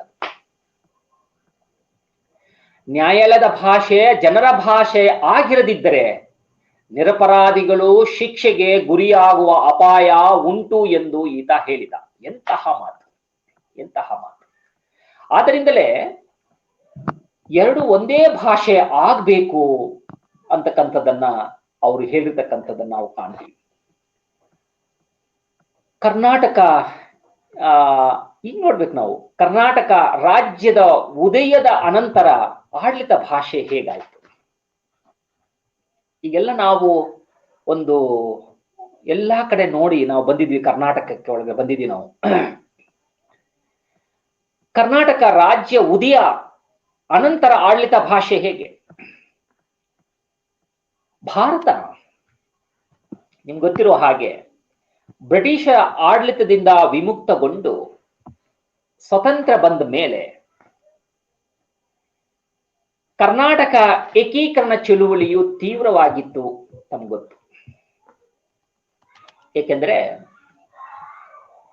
ಕನ್ನಡ ನೆಲದ ಕೆಲವು ಭಾಗಗಳು ಮುಂಬೈ ಕಡೆ ಸೇರ್ಕೊಂಡಿತ್ತು, ಕೆಲವು ಭಾಗಗಳು ಮದ್ರಾಸ್ ಸೇರ್ಕೊಂಡವು, ಕೆಲವು ಭಾಗಗಳು ಹೈದರಾಬಾದ್ ಪ್ರಾಂತ್ಯಕ್ಕೆ ಆಡಳಿತಕ್ಕೆ ಒಳಪಟ್ಟು ಕನ್ನಡ ಸಾರ್ವಭೌಮತೆಗೆ ಧಕ್ಕೆ ಉಂಟು ಮಾಡಿತು. ಕನ್ನಡದ ಒಂದು ಅಖಂಡ ಕರ್ನಾಟಕ ನೋಡೋದು ಆಗ್ಲೇ ಇಲ್ಲ ನಮ್ಗೆ. ಭಾಷಾವಾರು ಪ್ರಾಂತ್ಯ ವಿಭಜನೆಯ ಪ್ರಕ್ರಿಯೆಯಲ್ಲಿ ಏಕೀಕೃತ ಕರ್ನಾಟಕದ ಆಶಯವು ಜೊತೆಗೂಡಿತು. 1956 ನವೆಂಬರ್ 1ರಂದು ಕನ್ನಡ ಭಾಷೆ ಸಂಸ್ಕೃತಿಯ ಪರಿಧಿಯಲ್ಲಿ ಮೈಸೂರು ರಾಜ್ಯ ಉದಯ ಆಯಿತು ಅಂತಕ್ಕಂಥದ್ದು ನಿಮ್ಗೆ ಗೊತ್ತಿತ್ತು. ನೋಡಿ, ಇಂತಹ ಮೈಸೂರು ರಾಜ್ಯ ಸರ್ವ ಜನರನ್ನ ಸಂಬೋಧಿಸುವಂತಹ ನಾಡಾಗಿ ಬಂದದ್ದು 1973ರಲ್ಲಿ ಕರ್ನಾಟಕ ಎಂದು ಮರುನಾಮಕರಣ ಆಗಿ ಕನ್ನಡ ಅಂತಂದ್ರೆ ಕರ್ನಾಟಕ ಅಂತಕ್ಕಂಥದ್ದು, ಕರ್ನಾಟಕ ಅಂತಂದ್ರೆ ಕನ್ನಡ ನಾಡಿನಲ್ಲಿ ಇರ್ತಕ್ಕಂತಹ ಸರ್ವ ಜನರು ಒಂದು ಅಂತಕ್ಕಂತಹ ಒಂದು ಮನೋಭಾವನೆಯನ್ನ, ಒಂದು ಒಟ್ಟು ಕುಟುಂಬವನ್ನ ಸೂಚಿಸುವ ಹಾಗೆ ಕರ್ನಾಟಕ ನಾಡು ಉದಯ ಆಯಿತು. ಇಂತಹ ಕರ್ನಾಟಕದಲ್ಲಿ, ಕರುಣಾಮಯಿ ನಾಡಿನಲ್ಲಿ, ದಾನಸೂರದ ದಾನವನ್ನ ಮಾಡಿದಂತಹ ನಾಡಿನಲ್ಲಿ ಅಲ್ವಾ, ವೀರಯುತವಾದಂತಹ ನಾಡಿನಲ್ಲಿ, ದುಡಿಮೆಯನ್ನ ನಂಬಿ ಬದುಕ್ತಿರ್ತಕ್ಕಂತಹ ಈ ನಾಡಿನಲ್ಲಿ ಬದುಕ್ತಿರ್ತಕ್ಕಂತಹ ನಾವುಗಳು ಧನ್ಯರು, ಪುಣ್ಯರು ಅಂತ ಹೇಳದೆ ಬೇರೆ ಮಾತಿಲ್ಲ ವಿದ್ಯಾರ್ಥಿಗಳೇ ಅಲ್ವಾ. ಮತ್ತೆ ಸಂವಿಧಾನ ಆಯಾ ರಾಜ್ಯಗಳಲ್ಲಿ ಬಹು ಜನ ಬಳಸುವಂತಹ ಭಾಷೆಯನ್ನ ಆಡಳಿತ ಭಾಷೆಯಾಗಿ ಅಧಿಕೃತಗೊಳಿಸುವಂತಹ ಅವಕಾಶ ಕೊಟ್ಟಿರುತ್ತದೆ. ಆಡಳಿತದಲ್ಲಿ ಕನ್ನಡವನ್ನು ಅಧಿಕಾರಿಗಳು, ನೌಕರರು ಬಳಸದೇ ಇರುವುದಕ್ಕೆ ಇಚ್ಛಾಶಕ್ತಿಗಳ ಕೊರತೆ ಎದ್ದು ಕಾಣುತ್ತದೆ. ಯಾವುದೇ ಒಂದು ಕೆಲಸದಲ್ಲಿ ಇಚ್ಛಾಶಕ್ತಿ ಅಂತಕ್ಕಂಥದ್ದು ಇಲ್ಲದೆ ಹೋದ್ರೆ ಅಲ್ಲಿ ಕೆಲಸ ಸುಗಮ ಆಗೋದಿಲ್ಲ. ಇಚ್ಛಾಶಕ್ತಿ ಬಹಳ ಮುಖ್ಯ. ಈಗಲೂ ಕೂಡ ನಮ್ಮ ಎಲ್ಲ ಆಡಳಿತ ಕಚೇರಿಗಳಲ್ಲಿ, ಕರ್ನಾಟಕದ ಎಲ್ಲ ಕೇಂದ್ರದ ಕಚೇರಿಗಳಲ್ಲೂ ಕೂಡ ನಾವು ಕನ್ನಡವನ್ನ ಬಳಸ್ತಾ ಇಲ್ಲ ಅಂತಂದ್ರೆ ನಮ್ಮ ಇಚ್ಛಾಶಕ್ತಿಯ ಕೊರತೆ ಎದ್ದು ಕಾಣುತ್ತೆ. ಕನ್ನಡಿಗರಾದ ನಮ್ಗಳಿಗೆ ನಮ್ಮ ಕನ್ನಡ ನಾಡಿನಲ್ಲಿ ಬಳಸಬೇಕಾದ್ರೂ ನಾವು ಕನ್ನಡ ಮಾತನ್ನ ಬಳಸ್ತಕ್ಕಂಥದ್ದು, ಕನ್ನಡ ಭಾಷೆಯನ್ನು ಬಳಸ್ತಕ್ಕಂಥವ್ರು ನಾವು. ಯಾಕಂದ್ರೆ ನಾವೆಲ್ಲ ಕನ್ನಡಿಗರಾಗಿ ಈ ನೆಲದಲ್ಲಿ ಹುಟ್ಟಿ ಈ ನೆಲ, ಭೂಮಿ, ಜಲದ ಶಕ್ತಿ ಸಾಮರ್ಥ್ಯವನ್ನು ಪಡ್ಕೊಂಡು ಬಂದಿದ್ದೀವಿ. ನಾವು ಕನ್ನಡವನ್ನು ಬಳಸಬೇಕು. ನಮ್ಮ ನವೋದಯ ಕಾಲದ ಕವಿಗಳು ಎಲ್ಲ ಬೇರೆ ಭಾಷೆಗಳನ್ನ ಕಲ್ತಿದ್ರೂ ಕೂಡ ಅವರು ಕನ್ನಡ ಭಾಷೆಯನ್ನೇ ಕಟ್ಟಿ ಬೆಳೆಸಿದ್ರು. ಕನ್ನಡ ಭಾಷೆಯ ಆ ಗಂಧಗಾಳಿಯನ್ನ ಎಲ್ಲ ಕಡೆಗೆ ಬೀಸಿದರು. ಎಲ್ಲೂ ಕೂಡ ತಮಗೆ ಬೇರೆ ಭಾಷೆಗಳು ಬರುತ್ತೆ ಅಂತಕ್ಕಂತಹ ಪ್ರೌಢಿಮೆಯನ್ನು ಎಲ್ಲೂ ಕೂಡ ಕೊಚ್ಚಿಕೊಂಡಿಲ್ಲ. ಅಂಥವರಾಗ್ಬೇಕು ಕನ್ನಡಿಗರು, ಪ್ರತಿಯೊಬ್ಬರು ಅಂಥವರಾಗ್ಬೇಕು. ಬೇರೆ ಬೇರೆ ಭಾಷೆಗಳನ್ನ ತಿಳಿದಿದ್ರೂ ಕೂಡ ನಮ್ಮ ಕನ್ನಡ ಭಾಷೆ ಮುಖೇನವೇ ಅದನ್ನ ಸುರಿಯುವುದಕ್ಕೆ ಪ್ರಯತ್ನವನ್ನ ಪಡಬೇಕು. ಅದು ನಾವು ಮಾಡಬೇಕಾದಂತ ಕೆಲಸ.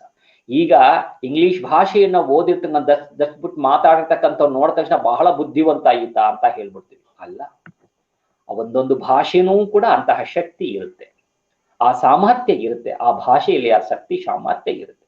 ಒಂದು ಭಾಷೆಗಿಂತ ಇನ್ನೊಂದು ಭಾಷೆ ಗೊತ್ತಿದೆ ಅಂತಂದ್ರೆ ಅವನಿಗೆ ಇನ್ನೊಂದು ಅಷ್ಟು ಶಕ್ತಿ ಜಾಸ್ತಿನೇ ಇದೆ ಅಂತ ಅರ್ಥ.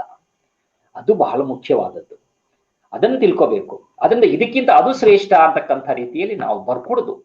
ಯಾಕಂದ್ರೆ ನೀವು ಅದನ್ನ ಬಹಳ ಕಡಾಖಂಡಿತವಾಗಿ ನೀವು ಅದನ್ನ ವಿಚಾರವನ್ನ ಮಂಡಿಸ್ಬೇಕು ನನ್ನ ವಿದ್ಯಾರ್ಥಿಗಳು. ಆಮೇಲೆ ರಾಜ್ಯ ಸರ್ಕಾರ 1963ರಲ್ಲಿ ಕರ್ನಾಟಕ ರಾಜಭಾಷಾ ಅಧಿನಿಯಮವನ್ನ ಕರ್ನಾಟಕ ರಾಜ್ಯಪತ್ರದಲ್ಲಿ ಅದನ್ನ ಮೊದಲಿಗೆ ಪ್ರಕಟಿಸುತ್ತೆ. ಅಂದ್ರೆ ಕನ್ನಡವು ರಾಜ್ಯದ ರಾಜಭಾಷೆಯಾಗಿರುವುದು ಎಂದು ಅಧಿನಿಯಮದ 2ನೇ ಕಲಂನಲ್ಲಿ ಅದನ್ನ ಬಹಳ ಸ್ಪಷ್ಟವಾಗಿ ಹೇಳಲಾಗಿದೆ. ಅದೇ ವಿಚಾರವನ್ನ 3ನೇ ಕಲಂನಲ್ಲಿ ಸರ್ಕಾರವು ಅನ್ಯತಾ ನಿರ್ದೇಶಿಸುವವರೆಗೆ ಸರ್ಕಾರಿ ಉದ್ದೇಶಗಳಿಗಾಗಿ ಇಂಗ್ಲಿಷ್ ಉಪಯೋಗಿಸುವುದನ್ನು ಮುಂದುವರಿಸುವುದು. ಇದು ಬಹಳ ಮುಖ್ಯ. ಏನೋ, ಸರ್ಕಾರವು ಅನ್ಯತಾ ನಿರ್ದೇಶಿಸುವವರೆಗೆ ಸರ್ಕಾರಿ ಉದ್ದೇಶಗಳಿಗಾಗಿ ಇಂಗ್ಲಿಷ್ ಉಪಯೋಗಿಸುವುದನ್ನು ಮುಂದುವರಿಸುವುದು ಎಂದಿದೆ ಅಲ್ವಾ. ಇದರಿಂದಾಗಿ ಇಂಗ್ಲಿಷ್ ವ್ಯಾಮೋಹ ಹೊಂದಿದ್ದ ಅಧಿಕಾರಿಗಳು, ನೌಕರರು ಪತ್ರ ವ್ಯವಹಾರದಲ್ಲಿ ಕನ್ನಡಕ್ಕೆ ಬದಲಾಗಿ ಇಂಗ್ಲಿಷ್ ಬಳಸಿ ಪ್ರಯತ್ನ ಪಡ್ತಾರೆ, ಬಳಸ್ತಾ ಇದ್ದಾರೆ. ಈಗಲೂ ಕೂಡ ನನ್ನ ಪ್ರೌಢಿಮೆ ತೋರಿಸ್ಕೋಬೇಕಲ್ಲ, ನನ್ನ ವಿದ್ವತ್ತನ್ನು ತೋರಿಸ್ಕೋಬೇಕು ಅಂತಕ್ಕಂಥ ಇರುತ್ತೆ, ಅದನ್ನ ಮಾಡ್ತಿದ್ದಾರೆ, ಬಳಸ್ಕೊಡುದು ಹಾಗೆ. 1968ರಲ್ಲಿ ತಾಲೂಕು ಮಟ್ಟದಲ್ಲೂ, 1970ರಲ್ಲಿ ಉಪವಿಭಾಗ ಮಟ್ಟದಲ್ಲೂ, 1972ರಲ್ಲಿ ಜಿಲ್ಲಾ ಮಟ್ಟದಲ್ಲೂ, 1974ರಲ್ಲಿ ತಾಲೂಕು ಮಟ್ಟದ ಕ್ರಿಮಿನಲ್ ನ್ಯಾಯಾಲಯಗಳಲ್ಲೂ 1978ರಲ್ಲಿ ತಾಲೂಕು ಮಟ್ಟದ ಸಿವಿಲ್ ನ್ಯಾಯಾಲಯಗಳಲ್ಲೂ 1977ರಲ್ಲಿ ಎಲ್ಲಾ ಹಂತಗಳಲ್ಲಿ ಕನ್ನಡ ಬಳಕೆ ಮತ್ತು 1977ರಲ್ಲಿ ಕನ್ನಡ ಭಾಷೆ ಮತ್ತು ಸಂಸ್ಕೃತಿ ಇಲಾಖೆ ಇಂಗ್ಲಿಷ್ ಕನ್ನಡ ಕಚೇರಿ ನಿಘಂಟನ್ನ ತಂದ್ರು. ಕಚೇರಿ ಕೈಪಿಡಿಗಳನ್ನ ಆಡಳಿತದ ಅನುಕೂಲಕ್ಕಾಗಿ ಸರಬರಾಜು ಕೂಡ ಮಾಡಿದ್ರು. ಇದೆಲ್ಲವೂ ಕೂಡ ನಮ್ಮ ಆಡಳಿತದ ಒಂದು ಸುವ್ಯವಸ್ಥೆ ಬಹಳ ಅಚ್ಚುಕಟ್ಟಾಗಿ ನಡೆಯುವುದಕ್ಕೆ ಆಗಿರ್ತಕ್ಕಂತಹ ಒಂದು ಏರ್ಪಾಡು ಅಂತಕ್ಕಂಥದ್ದನ್ನ ನಾವು ತಿಳ್ಕೋಬೇಕು. ನೋಡಿ, 1979 ನವೆಂಬರ್ 1ರಂದು ಕನ್ನಡವನ್ನು ರಾಜ್ಯ ಸರ್ಕಾರದ ಆಡಳಿತ ಭಾಷೆಯಾಗಿ ನಾವು ತರಲಾಗಿತ್ತು. ಇದರ ನಿಮಿತ್ತ ರಾಜ್ಯ ಸರ್ಕಾರದ ಆಡಳಿತವೆಲ್ಲವೂ ಕನ್ನಡದಲ್ಲೇ ನಡೆಯಬೇಕು ಅಂತಕ್ಕಂಥದ್ದನ್ನ ಠರಾವಾಯಿತು. ಆದ್ದರಿಂದ ಇನ್ನು ಮುಂದೆ ಕರ್ನಾಟಕ ರಾಜ್ಯ ಶಾಸನ ಸಭೆಗಳಲ್ಲಿ ಮಂಡಿಸುವ ಎಲ್ಲ ಬಿಲ್ಲುಗಳನ್ನು, ಮಸೂದೆಗಳನ್ನು, ವಾರ್ಷಿಕ ವರದಿಗಳನ್ನು, ಸರ್ಕಾರದ ಹೇಳಿಕೆಗಳನ್ನು, ಪ್ರಶ್ನೆಗಳಿಗೆ ಉತ್ತರಗಳನ್ನು ಹಾಗೂ ಯಾವುದೇ ಕಲಾಪಗಳಿಗೆ ಸಂಬಂಧಿಸಿದ ಟಿಪ್ಪಣಿಗಳನ್ನು ಕನ್ನಡದಲ್ಲೇ ತಯಾರಿಸಿ ಶಾಸನ ಸಭೆಗಳಲ್ಲಿ ಮಂಡಿಸುವುದಾಗಿದೆ. ಇದು ಎಲ್ಲವೂ ಕೂಡ ಕನ್ನಡಮಯವಾಗಿರಬೇಕು. ಆನಂತರದಲ್ಲಿ ಕನ್ನಡ ಭಾಷೆಯನ್ನು ಸಮರ್ಪಕವಾಗಿ ಬಳಸಲು 1/11/1979ರಿಂದ 1 ವರ್ಷ ಅವಧಿಯನ್ನು ರಾಜ್ಯ ಭಾಷಾ ವರ್ಷವೆಂದು ನಾವು ಆಚರಿಸಿದ್ದೇವೆ. ಹೀಗೆಯೇ 1985ರ ರಾಜ್ಯೋತ್ಸವ ದಿನದಿಂದ 1 ವರ್ಷವನ್ನ ಸಮಗ್ರ ಕನ್ನಡ ಆಡಳಿತ ಭಾಷಾ ವರ್ಗವಾಗಿಯೂ 1993ರಿಂದ 94ನೇ ವರ್ಷವನ್ನ ಕನ್ನಡ ಜಾಗೃತಿ ವರ್ಷವೆಂದು 1993ರ ತರುವಾಯ ಸಚಿವರು ಮತ್ತು ಅಧಿಕಾರಿಗಳಿಗೆ ಸಲ್ಲಿಸುವ ಎಲ್ಲ ಕಡತಗಳನ್ನ ಟಿಪ್ಪಣಿಗಳು ಕಡ್ಡಾಯವಾಗಿ ಕನ್ನಡದಲ್ಲಿ ಇರಬೇಕು. ಒಂದು ಪಕ್ಷ ಬೇರೆ ಭಾಷೆಯಲ್ಲಿದ್ದರೆ ಹಿಂದಿರುಗಿಸಲು ಆದೇಶಿಸಲಾಗಿತ್ತು. ಮುಖ್ಯ, ನೀವು ಯಾವುದೇ ಭಾಷೆಯನ್ನ ಅಧ್ಯಯನ ಓದ್ಕೊಂಡಿದ್ರು ಕೂಡ ನಾಳೆ ದಿನ ನೀವು ಸರ್ಕಾರಿ ಕಚೇರಿಗಳಲ್ಲಿ ಕೆಲಸ ಮಾಡಕ್ ಹೋಗುವಾಗ ಕನ್ನಡದಲ್ಲಿ ಪತ್ರಗಳನ್ನ ಬರೆಯುವಂಥದ್ದು, ಕನ್ನಡದಲ್ಲಿ ತಪ್ಪಿಲ್ಲದೆ ಮಾತನಾಡ್ತಕ್ಕಂಥದ್ದು, ತಪ್ಪಿಲ್ಲದೆ ಬರೆಯುವಂಥದ್ದು, ಈ ಜಾಯಮಾನವನ್ನ ನೀವು ಚೆನ್ನಾಗಿ ರೂಢಿಸ್ಕೊಂಡಿರ್ಬೇಕು. ಇದು ಬಹಳ ಮುಖ್ಯವಾದದ್ದು. ಆಡಳಿತೀಯ ಅಧಿಕಾರಿಗಳಾಗುವಂಥವನಿಗೆ ಆ ಭಾಷೆಯ, ಆ ಪ್ರಾಂತೀಯ ಭಾಷೆಯ ಸೊಗಡಿನ ಆ ಒಂದು ವೈಶಿಷ್ಟ್ಯತೆಯನ್ನ ಮನದಟ್ಟು ತಿಳ್ಕೊಂಡಿರ್ಬೇಕು. ಅದು ಮುಖ್ಯ. ವಿದ್ಯಾರ್ಥಿ ನಾಳೆ ದಿನ ನೀವೆಲ್ಲರೂ ಕೂಡ ಅಧಿಕಾರಿಗಳಾಗಿ ಹೋಗುವಂತಹ ಸಂದರ್ಭದಲ್ಲಿ ಇದನ್ನೆಲ್ಲವೂ ಕೂಡ ಮನಸ್ಸಲ್ಲಿ ನೀವು ಇಟ್ಕೋಬೇಕು. ಆಡಳಿತವಾಗಿ ಹೇಗ್ ಬಳಸ್ಬೇಕಾದ್ರೆ ಭಾಷೆಯನ್ನ ನಾನು ಹೇಗ್ ಮಾತಾಡುವಂಥದ್ದು, ಅವರ ಮನಮುಟ್ಟುವ ಹಾಗೆ ನಾನು ಹೇಗ್ ಮಾತಾಡಬಲ್ಲೆ, ಹೇಗ್ ಬರೆಯಬಲ್ಲೆ, ಹೇಗ್ ವಿಚಾರವನ್ನು ಹೇಳಬಲ್ಲೆ ಅಂತಕ್ಕಂಥದ್ದನ್ನ ಬಹಳ ಮುಖ್ಯವಾಗಿ ನಾವು ತಿಳ್ಕೋಬೇಕು. ಅಂದ್ರೆ ಕನ್ನಡ ಬಳಕೆಯ ಬಗ್ಗೆ ಸರ್ಕಾರಕ್ಕೆ ಸಹ ಅಂದ್ರೆ ಸೂಚನೆಗಳನ್ನ ನೀಡುವುದಕ್ಕೆ 1983ರಲ್ಲಿ ಕನ್ನಡ ಆಡಳಿತ ಭಾಷಾ ಕಾವಲು ಸಮಿತಿ, ಅದನ್ನೇ 1990ರಲ್ಲಿ ಕನ್ನಡ ಅಭಿವೃದ್ಧಿ ಮಂಡಳಿಯಾಗಿ ಪುನರ್ರಚಿಸಿರುವಂಥದ್ದು, 1992ರಲ್ಲಿ ಕನ್ನಡ ಅಭಿವೃದ್ಧಿ ಪ್ರಾಧಿಕಾರ, ಇದು ಕನ್ನಡ ಬಳಕೆಯಲ್ಲಿ ಉದಾಸೀನತೆ, ಅವಜ್ಞೆ ತೋರಿಸಿದ ಅಧಿಕಾರಿ ನೌಕರರಿಗೆ ಎಚ್ಚರಿಕೆ ಗಂಟೆ ನೀಡುವಂತಹ ಸಂಸ್ಥೆಯಾಗಿ ಕೆಲಸ ಮಾಡ್ತಾ ಇದೆ. ಇಷ್ಟಾಗಿಯೂ ಕೂಡ ಕನ್ನಡ ಬಳಕೆ ಪ್ರಗತಿಗಾಗಿ ನಾವು ಶ್ರಮಿಸಬೇಕು. ಇಷ್ಟಾಗಿ ಅಂದ್ರೆ ಸಮಗ್ರ ಆಡಳಿತದಲ್ಲಿ ಸಂಪೂರ್ಣ ಕನ್ನಡ ಬಳಕೆ ಹೇಗಾಗಿದೆ ಹೇಳಿ ನೋಡ, ಕಗ್ಗಂಟಾಗಿಯೇ ಉಳಿದಿದೆ. ಅಷ್ಟು ನಿರಾಳವಾಗಿ ನಾವು ಇನ್ನೂ ಕನ್ನಡವನ್ನ ನಾವು ಬಳಸ್ತಾ ಇಲ್ಲ ಅಂತಕ್ಕಂಥದ್ದನ್ನ ನಾವು ಒಪ್ಕೊಳ್ಳೇಬೇಕು. ಆಡಳಿತ ಕನ್ನಡದ ಏನು ಹಾಗಾದ್ರೆ ಇದರ ಒಂದು ಸ್ವರೂಪ, ಒಂದು ಲಕ್ಷಣವನ್ನ ಹೇಗೆ ಕಟ್ಕೊಡ್ಬಹುದು, ಯಾವ ರೀತಿಯಲ್ಲಿ ಭಾಷೆಯನ್ನು ಕಟ್ಕೊಡೋದಕ್ಕೆ ಸಾಧ್ಯ? ಭಾಷೆಯ ಪ್ರೌಢಿಮೆ, ಬೆಡಗು, ಭಿನ್ನಾಣಗಳಿಗಿಂತ ಅಲ್ವಾ? ನಮ್ಮ ಸಾಹಿತ್ಯದ ಪ್ರೌಢಿಮೆ ಇದೆ, ಬೆಡಗಿದೆ, ಭಿನ್ನಾಣಗಳಿಂದ ಸುಲಭ ಸಂವಹನವೇ ಆಡಳಿತ ಭಾಷೆಯ ಮುಖ್ಯ ಗುರಿ. ಏನೇ ಭಿನ್ನಾಣಗಳಿರ್ಲಿ, ಬೆಡಗುಗಳಿರ್ಲಿ, ಪ್ರೌಢಿಮೆಗಳಿರ್ಲಿ, ಆದ್ರೆ ನಮಗೆ ಸುಲಭ ಸಂವಹನ ಆಗ್ಬೇಕು. ಬಹಳ ನೇರವಾಗಿ ಸ್ಪಷ್ಟವಾಗಿ ಅರ್ಥ ಆಗಂಗಿರ್ಬೇಕು. ಅಂತ ಮಾತುಗಳನ್ನ ಬಳಸ್ಬೇಕು ನಾವು. ಪತ್ರ ಬರೆಯುವಾಗಲೂ ಹಾಗೆ ಬಹಳ ನೇರವಾಗಿ ನಾವು ಮಾತಾಡೋ ಹಾಗೇನೆ ಪತ್ರ ಬರೀಬೇಕು. ಆಯ್ತಾ?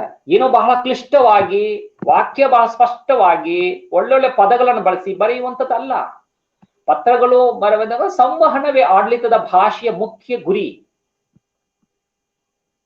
ಅದು. ಆಮೇಲೆ ಭೌಗೋಳಿಕ ಸಂಪರ್ಕಗಳಿಂದಾಗಿ ಅನ್ಯ ಭಾಷೆಗಳ ಪದಗಳು ಕನ್ನಡಕ್ಕೆ ಸೇರ್ಪಡೆಯಾಗಿರುವುದು ಸಹಜವಾಗಿರುತ್ತೆ. ಬೇರೆ ಬೇರೆ ಭಾಷೆಗಳು, ಈಗ ಮರಾಠಿ ಭಾಷೆಯ ಪದಗಳು ಬಂದಿರಬಹುದು, ತೆಲುಗು ಭಾಷೆಯ ಪದಗಳು ಬಂದಿರಬಹುದು, ತಮಿಳು, ಪರ್ಷಿಯನ್, ಸಂಸ್ಕೃತ, ಹೀಗೆ ಅನ್ಯ ದೇಶೀಯ ಪದಗಳು ಕನ್ನಡಕ್ಕೆ ಬಂದು ತನ್ನ ಜಾಯಮಾನಕ್ಕೆ ತಕ್ಕಂತೆ ಅದು ಬಳಸ್ಕೊಂಡಿದ್ದೀವಿ ನಾವು ಭಾಷೆನ, ಅಲ್ವಾ? ಇಂಗ್ಲಿಷ್ ಪದಗಳು ಎಷ್ಟೋ ಪದಗಳು ಬಂದಿವೆ, ಅಲ್ವಾ? ಹೀಗೆ ಈ ಸಹಜ ಪ್ರಕ್ರಿಯೆಗೆ ಒಳಗಾದಂತಹ ಆಡಳಿತ ಕನ್ನಡದ ವಿಶಿಷ್ಟ ಲಕ್ಷಣಗಳನ್ನ ನಾವು ಬಹಳ ಸೂಕ್ಷ್ಮವಾಗಿ ಸಂಕ್ಷಿಪ್ತವಾಗಿ ಹೀಗೆ ಕಟ್ಕೊಡ್ಬಹುದು ಅಂತ ಅನ್ಸುತ್ತೆ ನನಗೆ. ಒಂದು, ಏಕರೂಪತೆ. ಅಂದ್ರೆ ವಿಶಾಲ ಕರ್ನಾಟಕದಲ್ಲಿ ಚಾರಿತ್ರಿಕ ಕಾರಣಗಳಿಂದಾಗಿ ಭಾಷೆಯ ಬಳಕೆಯಲ್ಲಿ ಪ್ರಾದೇಶಿಕ ಭೇದಗಳು ಇವೆ. ಅವು ಮೈಸೂರು ಕನ್ನಡ, ಧಾರವಾಡ ಕನ್ನಡ, ಮಂಗಳೂರು ಕನ್ನಡಗಳು ದಿನಬಳಕೆಯಲ್ಲಿ ಹೆಚ್ಚಾಗಿ ಕಂಡು ಬರುತ್ತವೆ. ಅಂದರೆ ಮುಖ್ಯವಾಗಿ ಸಾಹಿತ್ಯ ಕೃತಿಗಳಲ್ಲೂ ದೈನಂದಿನ ವ್ಯಾಪಾರ ವಹಿವಾಟಿನಲ್ಲೂ ಈ ಭಾಷಾ ಬಳಕೆ ಅತಿ ಸಹಜವಾದದ್ದು. ಹೀಗಿದ್ದರೂ ಪತ್ರಿಕಾ ಮಾಧ್ಯಮ, ಆಕಾಶವಾಣಿ, ದೂರದರ್ಶನಗಳಲ್ಲೂ ಸರ್ಕಾರದ ಆಡಳಿತದಲ್ಲೂ ರಾಜ್ಯದ ಎಲ್ಲ ಪ್ರದೇಶದ ಜನರಿಗೂ ಸುಲಭವಾಗಿ ಅರ್ಥವಾಗುವ ಶಿಷ್ಟರೂಪದ ಭಾಷೆಯನ್ನ ಬಳಸುತ್ತಾರೆ. ನಾವು ಯಾವ ಪ್ರದೇಶದವರಾಗಿದ್ರೆ ಏನು, ಯಾವ ಕಡೆಯವರಾಗಿದ್ರೆ ಏನು, ಒಟ್ಟು ಕರ್ನಾಟಕದ ಭೌಗೋಳಿಕ ಎಲ್ಲೆಯ ಒಳಗೆ ನಾವಿದ್ದಾಗ ಭಾಷೆ ಒಂದೇ ರೀತಿಯಲ್ಲಿ ಏದೇ ಬಳಕೆಯಾಗಿದ್ರು ಕೂಡ ಒಂದೇ ರೀತಿಯಲ್ಲಿ ಅರ್ಥ ಆಗುವಂತಹ ಭಾಷೆಗಳನ್ನ ನಾವು ಬಳಕೆಯನ್ನ ಮಾಡ್ತೀವಿ. ಒಂದದು ಇದು ಏಕರೂಪತೆ.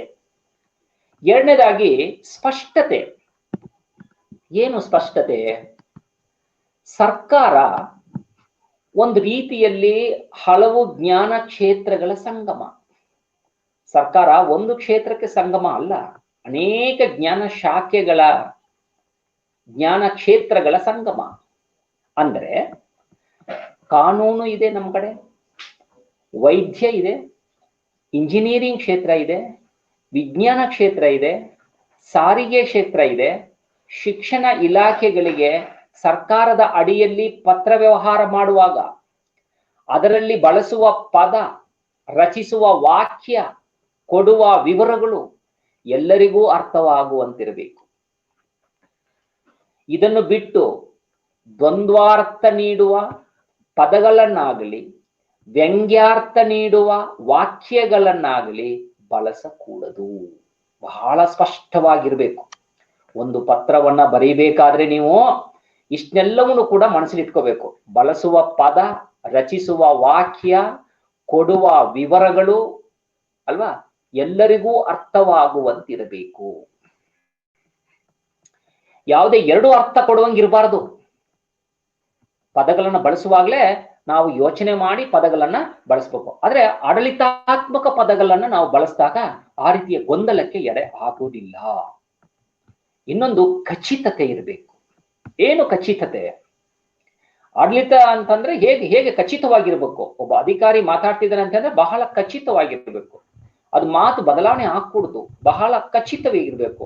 ಆ ವ್ಯಕ್ತಿ ಬಹಳ ಖಚಿತ ಮನುಷ್ಯ ಅಂತ ಹೇಳ್ತೀನಲ್ಲ, ಹಾಗೆ ಬದ್ಧತೆ ಇರಬೇಕು ನಮ್ಗೆ ಆ ಭಾಷೆಯಲ್ಲಿ. ಆಡಳಿತದಲ್ಲಿ ಬರೆಯುವ ಅಥವಾ ತಿಳಿಸುವ ಯಾವುದೇ ವಿಷಯವಾಗಲಿ ನಿರ್ದಿಷ್ಟವಾಗಿ ಒಂದು ಖಚಿತ ಅಂದ್ರೆ ಅರ್ಥವಷ್ಟೇ ನೀಡುವಂತಾಗಬೇಕು, ಅಲ್ವಾ? ಖಚಿತ ಅರ್ಥ ಮಾತ್ರ ನೀಡಬೇಕು. ಅಂದ್ರೆ ಸಂದಿಗ್ಧತೆ ಮತ್ತು ಸಂಶಯಕ್ಕೆ ಎಡೆ ಮಾಡಿಕೊಡುವ ಪದಗಳನ್ನು, ವಾಕ್ಯಗಳನ್ನು ಬಳಸಬಾರದು. ಸಂದಿಗ್ಧತೆ, ಒಂದು ಸಂಶಯಕ್ಕೆ ಎಡೆ ಮಾಡುವ ಸರ್ಕಾರದಲ್ಲಿ ಒಂದು ಪತ್ರಗಳು ಎಲ್ಲಾ ಇಲಾಖೆಗೆ ಹೋಗ್ಬೇಕಾದ್ರೆ ಎಲ್ಲರೂ ಓದ ತಕ್ಷಣ ತಟ್ಟನೆ ಅರ್ಥ ಆಗ್ಬೇಕು. ಅದನ್ನ ಎಲ್ಲೋ ಒಂದು ಪದ ಸಿಗ್ತಾ ಇಲ್ಲ, ಏನ್ ಗೊತ್ತಿಲ್ಲ ಅಂತ ಕಠಿಣ ಪದ ಅರ್ಥ ಹುಡ್ಕೋದು, ಅರ್ಥ ಯಾವ್ಯಾವ್ದೋ ಅರ್ಥ ಹುಡ್ಕೊಂಡು ಬೇರೆ ಬೇರೆ ಏನೋ ಅರ್ಥ ಭಾವಿಸ್ಕೊಳ್ಳುವಂಥದ್ದು ಹಂಗಿರಕೂಡುದು. ಇಂತಹ ಸಂದಿಗ್ಧತೆಗೆ ಸಂಶಯಕ್ಕೆ ಎಡೆ ಮಾಡಿ ಕೊಡಕೂಡದು. ಇನ್ನೊಂದು ಬಹಳ ಸರಳವಾಗಿರ್ಬೇಕು. ನಾವು ಹೇಳ್ತೀವಲ್ಲ ಒಂದು ಮಾತು, ಸರಳವಾಗಿ ಬದುಕಿದ್ರೆ ಅದಕ್ಕಿಂತ ಸಂತೋಷದ ಬದುಕು ಇನ್ನೇನಿದೆ ಅಂತ. ಸರಳತೆ, ಭಾಷೆಯಲ್ಲೂ ಕೂಡ ಬಹಳ ಸರಳತೆ ಬೇಕು. ಆಡಳಿತದಲ್ಲಿ ಬಳಸುವ ಪದಗಳು ಎಲ್ಲರಿಗೂ ಪರಿಚಯವಿರಬೇಕು, ಅದು ಮುಖ್ಯ. ಆಡಳಿತದಲ್ಲಿ ಬಳಸುವಂತಹ ಪದಗಳಲ್ಲೂ ಈಗ ಪತ್ರ, ನಾನು ಪತ್ರ ಬರೀತಾ ಇದ್ದೀನಿ ಅಂತ ನಿಮ್ಗೆ ಹೇಳಕ್ಕೆ ರಾಯಸ ಅಂತ ಹೇಳಿದ್ರೆ ಏನ್ ಅರ್ಥ ಆಗುತ್ತೆ ತಮ್ಗೆ? ರಾಯಸ ಅಂದ್ರೆ ಪತ್ರ ಅಂತ ಅರ್ಥ. ಹದುಳ, ಕ್ಷೇಮವಾಗಿದ್ದೀನಿ ಅಂದಕ್ಕೆ ಹದುಳವಾಗಿದ್ದೀನಿ ಅಂತ ಎಷ್ಟು ಜನಕ್ಕೆ ಗೊತ್ತು? ಹದುಳವಾಗಿದ್ದೀನಿ ಅಂತಂದ್ರೆ, ಹದುಳ ಅಂತಂದ್ರೆ ಕ್ಷೇಮ ಅಂತ ಎಷ್ಟು ಜನಕ್ಕೆ ಗೊತ್ತಾಗುತ್ತೆ? ಇಂತಹ ಒಂದು ಪದಗಳನ್ನ ನಾವು ಪರಿಚಯಿಸ್ಕೂಡ್ದು. ಸರಳ ವಾಕ್ಯಗಳನ್ನ ರಚಿಸಬೇಕು. ಮತ್ತೆ ನೋಡಿ, ಅಂದ್ರೆ ನೀರಸ ಭಾಷಾ ಪ್ರಯೋಗ ಆಗಕೂಡ್ದು. ಅಂದ್ರೆ ನೀವು ಅರ್ಥ ಆಗೋಂಗೆ ಇರಬದ್ರು ಕೂಡ ನೀರಸ ಪದಗಳನ್ನು ಬಳಸಬಾರ್ದು. ಇಲ್ಲಿ ಉತ್ಪ್ರೇಕ್ಷೆಗಳನ್ನಾಗ್ಲಿ ವಿಶೇಷಗಳಿಗೆ ಅವಕಾಶ ಇಲ್ವೇ ಇಲ್ಲ. ಯಾವುದೇ ಪತ್ರಗಳಲ್ಲಿ ಒಬ್ಬ ಅಧಿಕಾರಿ ನೀವು ಹೀಗ್ ಬಡ್ದಿರಿ, ಹಂಗ್ ಮಾಡಿದ್ರಿ, ಹಿಂಗ್ ಮಾಡಿದ್ರಿ ಅಂತಕ್ಕಂಥ ವಿಶೇಷವನ್ನ ಹೊಗಳಿ ಹೊಣಸೂಲ ಕೇರಿಸಿ ವಿಶೇಷಣಗಳನ್ನ ಕಟ್ಟುವಂತಹ, ಉತ್ಪ್ರೇಕ್ಷೆಗಳನ್ನ ಮಾಡ್ತಕ್ಕಂಥ, ಹೊಗಳುವಂತಹ ಅವಕಾಶಗಳು ಇಲ್ಲಿ ಇಲ್ಲವೇ ಇಲ್ಲ. ಬಹಳ ಸ್ಪಷ್ಟ ಅಂತ ಅನ್ಸ್ಕೊಂಡಿದ್ದೀನಿ ನಾನು ನಿಮ್ಗೆಲ್ಲ, ಆಯ್ತಾ? ಇದನ್ನ ನಾವು ಬಹಳ ಅರ್ಥವನ್ನ ಮಾಡ್ಕೋಬೇಕು. ಆಡಳಿತದ ಇಂತಹ ಅಂಶಗಳನ್ನ ನಾವು ಅರ್ಥ ಬಹಳ ಕರಗತ ಮಾಡ್ಕೊಂಡ್ರೆ ಸಾಕು. ಬಹಳ ಅರ್ಥ ಕರಗತ ಆಗ್ಬಿಟ್ರೆ ನಾವು ಹೇಗೆ ಹಿಂಗ್ ಮಾಡ್ಬೇಕು ಅಂತಕ್ಕಂಥದ್ದನ್ನ ನಮ್ಗೆ ಗೊತ್ತಾಗುತ್ತೆ. ಇನ್ನೊಂದು ಸಮಗ್ರತೆ ಇರಬೇಕು ಅಂತ. ಒಂದು ಪತ್ರ, ಒಂದು ವರದಿ, ಒಂದು ವಿವರಣೆಯ ಪತ್ರಗಳಲ್ಲಿ ಏನಿರ್ಬೇಕು? ಸಮಗ್ರತೆ ಇರಬೇಕು. ಒಂದು ಪತ್ರ ಓದಿದಾಗ ಯಾವುದೇ ರೀತಿ ಇನ್ನೊಂದು ಸ್ವಲ್ಪ ಇನ್ನೊಂದು ಬೇಕು ಏನೋ ಅಂಶ ಇದ್ಯಾಕೋ ಸ್ವಲ್ಪ ತುಂಡ ಆ ರೀತಿ ಅನ್ಸ್ಬಾರ್ದು. ಬಹಳ ಸಮಗ್ರವಾಗಿ ವಿಷಯವನ್ನು ಹೇಳುವ ವಿಷಯವನ್ನ ಬಹಳ ಸ್ಪಷ್ಟವಾಗಿ ಆ ವಿಚಾರವನ್ನು ಹೇಳಿರ್ಬೇಕು. ಸಮಗ್ರ ತುಂಬಿರ್ಬೇಕು. ಇನ್ನೊಂದು ಸೌಜನ್ಯತೆಯಿಂದ ಕೂಡಿರ್ಬೇಕು. ಆಡಳಿತದಲ್ಲಿ ವಿಧಿ ನಿಷೇಧಗಳು ಹಾಗೂ ಅಧಿಸೂಚನೆ ಇತ್ಯಾದಿಗಳನ್ನು ರಚಿಸುವಾಗ ವ್ಯಕ್ತಿನಿಷ್ಠ ಭಾವಾವೇಶಗಳಿಗೆ ಅವಕಾಶ ಇರಬಾರದು. ಅದು ವಸ್ತುನಿಷ್ಠ ಪಾತಳಿಯಲ್ಲಿ ಆ ವ್ಯಕ್ತಿಯ ಸಂಬಂಧಗಳ ಘನತೆಯನ್ನ ವ್ಯಕ್ತಪಡಿಸುವ ಸಜ್ಜನಿಕೆ ಇರಬೇಕು. ಆ ಸಜ್ಜನಿಕೆ ಇದ್ದಾಗ ಮಾತ್ರ ಅದು ಸಾಧ್ಯ. ಇನ್ನೊಂದು ಬಹಳ ಮುಖ್ಯವಾದಂಥದ್ದು ಲಕ್ಷಣ ನಾವು ಆಡಳಿತ ಭಾಷೆಯಲ್ಲಿ ನೋಡ್ಬೇಕಾದದ್ದು ಒಂದು ಭಾಷಾ ಶುದ್ಧತೆ, ಭಾಷಾ ಶುದ್ಧಿ ಇರಬೇಕು. ನಾವು ಯಾವುದೇ ಒಂದು ಪತ್ರ ನೋಡಿ ಅನೇಕ ಕಾಗುಣಿತ ತಪ್ಪುಗಳಿರ್ತವೆ, ವಾಕ್ಯ ತಪ್ಪುಗಳಿರ್ತವೆ. ವಾಕ್ಯಗಳನ್ನ 1.5 ಸಾಲು 2 ಸಾಲು ಒಂದೊಂದು ವಾಕ್ಯವನ್ನ ನಾವು ಬರೀತೀವಿ. ಅಲ್ಲ, ಚಿಕ್ಕ ಸಾಲಿನಲ್ಲಿ ತಮ್ಮ ಭಾವನೆಗಳನ್ನ ವ್ಯಕ್ತಪಡಿಸಬೇಕು. ಅದಕ್ಕೆ ಒಂದು ತರಬೇತಿ ಬೇಕು. ಬರೆದು ಅಭ್ಯಾಸವನ್ನ ಮಾಡ್ಕೋಬೇಕು. ಆಗ ಸಾಧ್ಯ. ಭಾಷಾ ಶುದ್ಧಿ ಬಹಳ ಮುಖ್ಯ. ಬಳಸುವ ಭಾಷೆಯಲ್ಲಿ ವ್ಯಾಕರಣ ದೋಷ ಇರಬಾರದು. ಅಂದ್ರೆ ರಿಶ್ವಾಕ್ಷರ, ದೀರ್ಘಾಕ್ಷರ, ಒತ್ತಾಕ್ಷರ ಬಳಕೆ ಮಾಡುವಾಗ ಶುದ್ಧಾಶುದ್ಧ ರೂಪದಲ್ಲಿ ಇರಬೇಕು. ಋಶ್ವ ಬಳಸೋದ್ರಲ್ಲಿ ದೀರ್ಘ ಬಳಸೋದು, ದೀರ್ಘ ಬಳಸೋದ್ರಲ್ಲಿ ಹುಶ್ವ ಬಳಸೋದು ಮಾಡಬಾರ್ದು. ಅದು ಅರ್ಥ ಭಿನ್ನವನ್ನ ಕೊಡುತ್ತೆ. ಮತ್ತೆ ಲೇಖನ ಚಿಹ್ನೆಗಳನ್ನು ಎಲ್ಲಿ ಬಳಸಬೇಕೋ ಎಂಬುದರ ಬಗ್ಗೆ ಸ್ಪಷ್ಟ ತಿಳುವಳಿಕೆ ಆಡಳಿತಗಾರನಿಗೆ ಇರಬೇಕು. ಹೀಗೆ ಕೆಲವು ಅಂಶಗಳನ್ನ ತಾವು ಮನಸ್ಸಲ್ಲಿ ಬಹಳ ಮುಖ್ಯವಾಗಿ ಇಟ್ಕೋಬೇಕು. ಹೀಗೆ ಆಡಳಿತ ಕನ್ನಡದ ಬೇರೆ ಬೇರೆ ಅಂದ್ರೆ ಪಾರಿಭಾಷಿಕ, ಹೀಗೆ ಬೇರೆ ಬೇರೆ ಆಡಳಿತದಲ್ಲಿ ಬಳಕೆಯಾಗಿರ್ತಕ್ಕಂತಹ ಪಾರಿಭಾಷಿಕ ಪದಗಳನ್ನ ಕೆಲವನ್ನ ನಾವು ಈಗ ನೋಡೋಣ. ಕೆಲವು ವಿಚಾರಗಳು.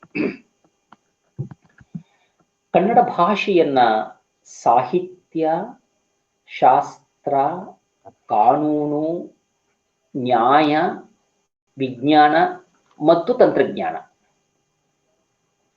ಇವುಗಳಲ್ಲಿ ನಾವು ಉಪಯೋಗಿಸುವಾಗ ಯಾವುದನ್ನ ಕನ್ನಡವನ್ನ ಉಪಯೋಗಿಸುವಾಗ ಆಯಾ ಕ್ಷೇತ್ರಕ್ಕೆ ಸಂಬಂಧಿಸಿದ ವಿಶಿಷ್ಟಾರ್ಥದ ಪ್ರಯೋಗವಾಗುವುದಕ್ಕೆ ಅಂದ್ರೆ ಅಂದ್ರೆ ವಿಶಿಷ್ಟಾರ್ಥದ ಪ್ರಯೋಗವಾಗುವುದಕ್ಕೆ ಪಾರಿಭಾಷಿಕ ಎಂದು ಕರೀತೇವೆ.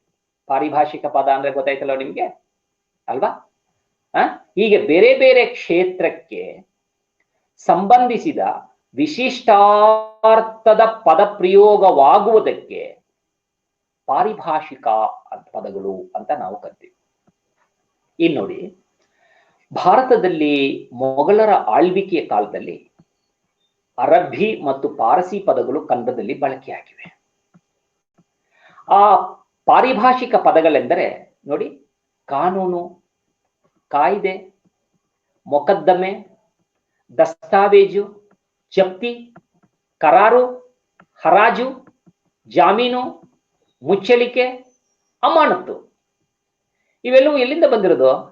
ಅರಬ್ಬಿ ಮತ್ತು ಪಾರಸಿ ಭಾಷೆ ಪದಗಳಿಂದ ನಮ್ಮ ಕನ್ನಡ ಪದಗಳೇ ಆಗ್ಬಿಟ್ಟಿವೆ ಇವೆಲ್ಲವೂ ಅಲ್ವಾ? ಹೀಗೆ ಬೇರೆ ಬೇರೆಯಿಂದ ಬಂದಿರತಕ್ಕಂಥದ್ದನ್ನು ನಾವು ಪದಗಳು ನೋಡ್ತಿದ್ವಿ. ಹಾಗೆ ಕರ್ನಾಟಕ ಪ್ರಾಂತ್ಯದಿಂದ, ಮರಾಠಿಯಿಂದ ಉರ್ದು ಭಾಷೆಗಳ ಪ್ರಭಾವಕ್ಕೆ ಒಳಗಾದ ಕನ್ನಡದಲ್ಲಿ ಕೆಲವು ಪದಗಳು ನಮ್ಗೆ ಬಂದಿದೆ ನೋಡಿ. ಇಲಾಖೆ, ಕಚೇರಿ, ಠಾಣೆ, ಮೊಹರು, ರುಜು, ರಜೆ, ರಾಜೀನಾಮೆ ಇಂತಹ ಪಾರಿಭಾಷಿಕ ಪದ ಪ್ರಯೋಗವಾಗಿರುವುದು ಎಲ್ಲಿಂದ ಅಂತಂದ್ರೆ ಉರ್ದು ಭಾಷೆ, ಮರಾಠಿ ಭಾಷೆಗಳಿಂದ. ಇಂಗ್ಲಿಷರ ಆಳ್ವಿಕೆ ಕಾಲದಲ್ಲಿ warrant, summons, notice, court, ಅಪೀಲು, file, paper, revenue, tender, register, ಅಪೀಲು ಇವೆಲ್ಲವೂ ಇಂಗ್ಲಿಷ್ ಭಾಷೆಯಿಂದ ಕನ್ನಡಕ್ಕೆ ಬಂದಂತಹ ಫೈಲ್ಗಳು. ಈ ಫೈಲ್ಗೆ ಅಪೀಲು ಅಂತಂದ್ರೆ ಮನವಿ, ಮೇಲ್ಮನವಿ ಅಂತ ನಾವು ಕನ್ನಡದಲ್ಲಿ ಬಳಸ್ತೀವಿ. ಆದ್ರೆ ಅಪೀಲು ಅಂತಾನೆ ಬಳಸ್ತಾರೆ. ಮೇಲ್ಮನವಿ ಬಳಸೋದು ಸ್ವಲ್ಪ ಕಡಿಮೆ, ಅಂದ್ರೆ ಬಳಸೋ ತಪ್ಪೇನಿಲ್ಲ. ಫೈಲ್ಗೆ ಫೈಲ್ ಅಂತಾನೆ ಬಳಸ್ತೀವಿ, ಇಲ್ಲಾಂದ್ರೆ ಕಡತ ಅಂತಾನು ಬಳಸ್ತಾರೆ ನಮ್ಮಲ್ಲಿ. ಹೀಗೆ ಕನ್ನಡದ ಪರ್ಯಾಯ ಪದಗಳು ಇದ್ದರೂ ಇಂಗ್ಲಿಷ್ ರೂಪಗಳೇ ಬಳಕೆಯಲ್ಲಿ ಇವೆ. ಅದರಿಂದ ಅದೇನು ತೊಡಕಾಗಲ್ಲ, ಯಾಕಂದ್ರೆ ಅದು ಎಲ್ಲರ ಜನರಿಗೆ ಗೊತ್ತಿರುವಂತಹ ಪದಗಳಾದ್ರಿಂದ ಆ ಪದಗಳನ್ನೇ ನಾವು ಆಡಳಿತದಲ್ಲಿ ಬಳಸ್ಕೊಳ್ಳೋದ್ರಿಂದ ಏನು ತಪ್ಪೇನು ಆಗಲ್ಲ. ಹೀಗೆ ಕರ್ನಾಟಕದಲ್ಲಿ ಆಡಳಿತ ನಡೆಸಿದ ಅನ್ಯ ಭಾಷಿಗರು ನಮ್ಮ ನೆಲದಿಂದ ಹೊರಟು ಹೋದ ನಂತರವೂ ಅವರಿಂದ ಪಡೆದ ಪಾರಿಭಾಷಿಕ ಪದಗಳು ಹಾಗೆಯೇ ಉಳಿದುಕೊಂಡಿದೆ. ಅದನ್ನು ನಾವು ಆಡಳಿತದಲ್ಲಿ ಬಳಸ್ತಾ ಇದ್ದೀವಿ. ಜಮಾಬಂದಿ, ದರಖಾಸ್ತು, ಕುಷ್ಕಿ, ಬಾಗಾಯಿತು, ಪಹಣಿ, ತಕ್ತೆ ಇಂತಹ ಪದಗಳು ಗ್ರಾಮಾಂತರ ಪ್ರದೇಶಗಳಲ್ಲೂ ಕೂಡ ಬಳಕೆಯಲ್ಲಿವೆ. ಹಿಂದಿನಿಂದಲೂ ಕನ್ನಡದ ಪಾರಿಭಾಷಿಕ ಪದಗಳು ಯಾವುದು? ಬೇಡಿಕೆ, ಲೆಕ್ಕ, ಮೊತ್ತ, ತೆರಿಗೆ, ಒಪ್ಪಂದ. ಈ ಕೆಲವು ಪಾರಿಭಾಷಿಕ ಪದಗಳಿಗೆ ಸಂಸ್ಕೃತದ ಮೂಲ ರೂಪಗಳನ್ನೇ ಬಳಸಿದೆ. ಅವು ಶಾಸಕಾಂಗ, ಕಾರ್ಯಾಂಗ, ನ್ಯಾಯಾಂಗ, ಶೀಘ್ರಲಿಪಿ, ಭತ್ಯೆ ಎಲ್ಲವೂ ಕೂಡ. ಹೀಗೆ ಇಂಗ್ಲಿಷ್ ಪಾರಿಭಾಷೆಗೆ ಪರ್ಯಾಯವಾಗಿ ಕನ್ನಡಕ್ಕೆ ಸೃಷ್ಟಿಯಾಗಿರುವಂತಹ ಪದಗಳು ನಮ್ಮಲ್ಲಿ ತುಂಬಾ ಇದೆ. ಸುತ್ತೋಲೆ, ನೆನವರಿಕೆ, ಕಡತ, ನಡವಳಿಕೆ, ಬೆರಳಚ್ಚು, ನೆರಳಚ್ಚು ಇವೆಲ್ಲವೂ ಕೂಡ ಸಂಸ್ಕೃತ ಮೂಲದು. ಆರಕ್ಷಕ, ಅಧೀಕ್ಷಕ, ಅಭಿಯಂತ, ಆಮೇಲೆ ನಿರೀಕ್ಷಕ ಇವೆಲ್ಲವೂ ಕೂಡ ನಾವು ಕಾಣ್ಬೋದು. ಅಂದ್ರೆ ಈ ಪತ್ರ ವ್ಯವಹಾರದ ಒಟ್ಟು ಒಂದು ಅಂಶಗಳನ್ನ ನಾವು ಹೇಗೆ ಕಟ್ಟುವುದಕ್ಕೆ ಸಾಧ್ಯ ಅಂತಕ್ಕಂಥದ್ದನ್ನ ನಾನು ಸ್ವಲ್ಪ ವಿಚಾರ ನಿಮ್ ಜೊತೆ ಹಂಚ್ಕೋತೀನಿ. ನೋಡಿ, ಯಾವುದೇ ಕಚೇರಿಗಳಿಗೆ ಪತ್ರ ವ್ಯವಹಾರವೇ ಜೀವಾಳ. ಪ್ರಸ್ತುತ ಸರ್ಕಾರಿ ಕಚೇರಿಗಳಲ್ಲಿ ಸರ್ವ ವ್ಯವಹಾರವೂ ಲೇಖಾಧಾರಿತವಾಗಿವೆ. ವ್ಯಕ್ತಿ ಅಥವಾ ಸಂಸ್ಥೆಗಳು ಸರ್ಕಾರಕ್ಕೆ ಅರ್ಜಿ ರೂಪದಲ್ಲಿ ಆಗಲಿ, ಮನವಿಯ ರೂಪದಲ್ಲಿ ಆಗಲಿ ಸಲ್ಲಿಸುವ ಪತ್ರಕ್ಕೆ ಉತ್ತರ ರೂಪವಾಗಿ ಸರ್ಕಾರದಿಂದ ಮತ್ತು ಇಲಾಖೆಗಳಿಂದ ಹೊರಟ ಸೂಚನೆಗಳು ಮತ್ತು ಆದೇಶಗಳು ಇದರಲ್ಲಿ ಸೇರುತ್ತವೆ. ಅಂದ್ರೆ ಸರ್ಕಾರಿ ಪತ್ರಗಳನ್ನು ಬರೆಯಲು ನಿಗದಿತ ಕ್ರಮ ಒಂದಿದೆ. ಯಾವುದನ್ನು ಹಂಗ್ ಬರೆಯಂಗಿಲ್ಲ, ಒಂದು ಕ್ರಮ ಎಲ್ಲಕ್ಕೂ ಒಂದು ಕ್ರಮ ಇರುತ್ತೆ. ಆ ಕ್ರಮದಲ್ಲಿ ಪತ್ರವನ್ನು ಬರೆದಾಗಲೇ ಓದುಗರಿಗೆ ಥಟ್ಟನೆ ಅರ್ಥವಾಗುವುದು. ಸರ್ಕಾರಿ ಪತ್ರಗಳಲ್ಲಿ ಸಾಮಾನ್ಯವಾಗಿ ಸರ್ಕಾರದ ನಿರ್ದೇಶನದ ಮೇರೆಗೆ ಬರೆಯಲಾಗಿದೆ ಎಂಬ ಭಾವವನ್ನು ನಿರ್ದಿಷ್ಟವಾಗಿ ವ್ಯಕ್ತಪಡಿಸಿರಬೇಕು. ಸರ್ಕಾರಿ ಪತ್ರದ ಅಂಗಗಳು ಒಟ್ಟು ಅಂಶಗಳನ್ನ ನಾವು ಹೀಗೆ ಸರ್ಕಾರದ ಹೆಸರು, ಪತ್ರ ಬರೆಯುವ ಇಲಾಖೆ ಹಾಗೂ ಕಚೇರಿಯ ಹೆಸರು ಮತ್ತು ಸ್ಥಳ ಇವೆಲ್ಲವೂ ಕೂಡ ಅದರಲ್ಲಿ ಇರಬೇಕು ಅಂತಕ್ಕಂಥದ್ದು. ಹೀಗೆ ನಾನು ಕೊನೆಯ ಹಂತಕ್ಕೆ ನಾನು ಅದರ ಹೀಗೆ ಎಲ್ಲವೂ ಕೂಡ ಅಂಶಗಳು, ಅಂಶಗಳು ಆಡಳಿತ ಅಂಶಗಳಿಗೆ ಸಂಬಂಧಪಟ್ಟಾಗಿರ್ತವೆ. ಹೀಗೆ ಒಟ್ಟಾರೆಯಾದಂತಹ ಒಂದು ಸ್ವರೂಪವನ್ನ ಇಟ್ಟುಕೊಂಡು ಆಡಳಿತ ಭಾಷೆಯ ಚಾಕಚಕ್ಯತೆಯನ್ನೆಲ್ಲವನ್ನು ಕೂಡ ಬಳಸಿಕೊಂಡು ನಾವು ಆಡಳಿತದಲ್ಲಿ ಭಾಷೆಯನ್ನ ಸ್ಪಷ್ಟವಾಗಿ ನಾವು ಮಾಡುವುದಕ್ಕೆ ಸಾಧ್ಯ ಇದೆ ಅಂತಕ್ಕಂಥದ್ದನ್ನ ನಮ್ಮ ಚಂದ್ರಶೇಖರ್ ಅವರು ಬಹಳ ಒಳ್ಳೆಯ ಕಾರ್ಯಕ್ರಮವನ್ನ ವಿದ್ಯಾರ್ಥಿಗಳಿಗೆ ಎಲ್ಲರಿಗೂ ಕೂಡ ಮನದಟ್ಟಾಗುವ ಹಾಗೆ ಬಹಳ ಸ್ಪಷ್ಟವಾಗಿ ಈ ಒಂದು ವೆಬಿನಾರ್ ಕಾರ್ಯಕ್ರಮವನ್ನ ಆಯೋಜನೆ ಮಾಡಿ ಅನೇಕ ವಿದ್ಯಾರ್ಥಿಗಳು ಎಲ್ಲ ಕರ್ನಾಟಕದಾದ್ಯಂತ ಎಲ್ಲ ವಿದ್ಯಾರ್ಥಿಗಳು ಇದರ ಸಹಭಾಗಿತ್ವವನ್ನ ಪಡೆದು ಇದರ ಒಂದು ಸದುಪಯೋಗವನ್ನ ಪಡ್ಕೊಂಡಿದ್ದಾರೆ. ಆದ್ದರಿಂದ ನಮ್ಮ ವಿಶ್ವವಿದ್ಯಾನಿಲಯಕ್ಕೆ ಮತ್ತು ಕೌಶಲ್ಯ ತರಬೇತಿಯನ್ನ ಈ ಕಾರ್ಯಕ್ರಮವನ್ನು ಬಹಳ ಅಚ್ಚುಕಟ್ಟಾಗಿ ನಿರ್ವಹಿಸಿದ ಚಂದ್ರಶೇಖರ್ ಸರ್ ಅವರಿಗೆ ಎಲ್ಲರಿಗೂ ನನ್ನ ಅಭಿನಂದನೆಗಳು, ವಂದನೆಗಳು. ಪ್ರಿಯ ವಿದ್ಯಾರ್ಥಿಗಳೇ, ಸರ್ ಥ್ಯಾಂಕ್ ಯು. ಪ್ರಿಯ ನಮಸ್ತೆ ಸರ್.